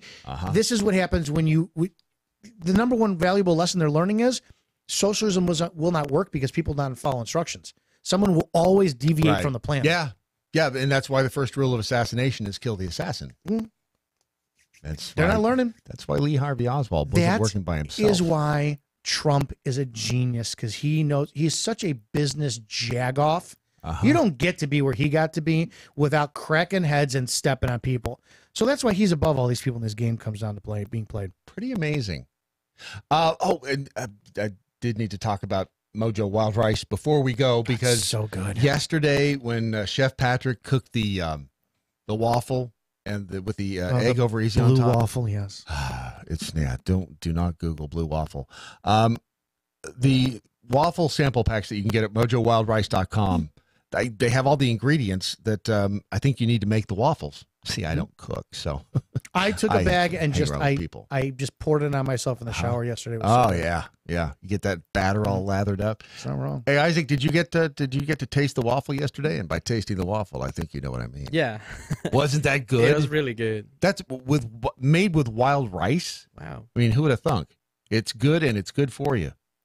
I mean, it's amazing stuff. If you go to MoJoWildRice.com, you'll see all the sampler packs that they have. You'll see the waffle sampler pack. You'll see the beer batter, the beer jelly, beer jam. That stuff is, and my new favorite, the maple sugar, which you have been addicted and pouring in your coffee all week. This is not like eating sugar, is it? No, you have been maple. Sure, this comes out of a pine tree. Whatever you say. Whatever you say. A maple tree. Excuse me. Whatever you say. Sounds like AOC there for a second, didn't I? Doesn't maple sugar come from a pine tree? Whatever you say. Yeah. So go to MoJoWildRice.com. I mean, you find amazing gifts for yourself and for somebody else from the Northwoods of Minnesota. All right, I swear to you, we're going to maybe next week get back into the close. We will. Hashtag what I learned today. This is a very important poll, though, guys. The Steve42 on Twitter has a poll. Who should be Staggs' co-host on Daily Mojo? Your choices are between Izzo and I Hate Myself. Who's I Hate Myself? I don't know, but they've got 32% of the vote. What a fabulous audience it is. The Jackal Nation. I love you. This is Doc Thompson's Daily Mojo. See ya!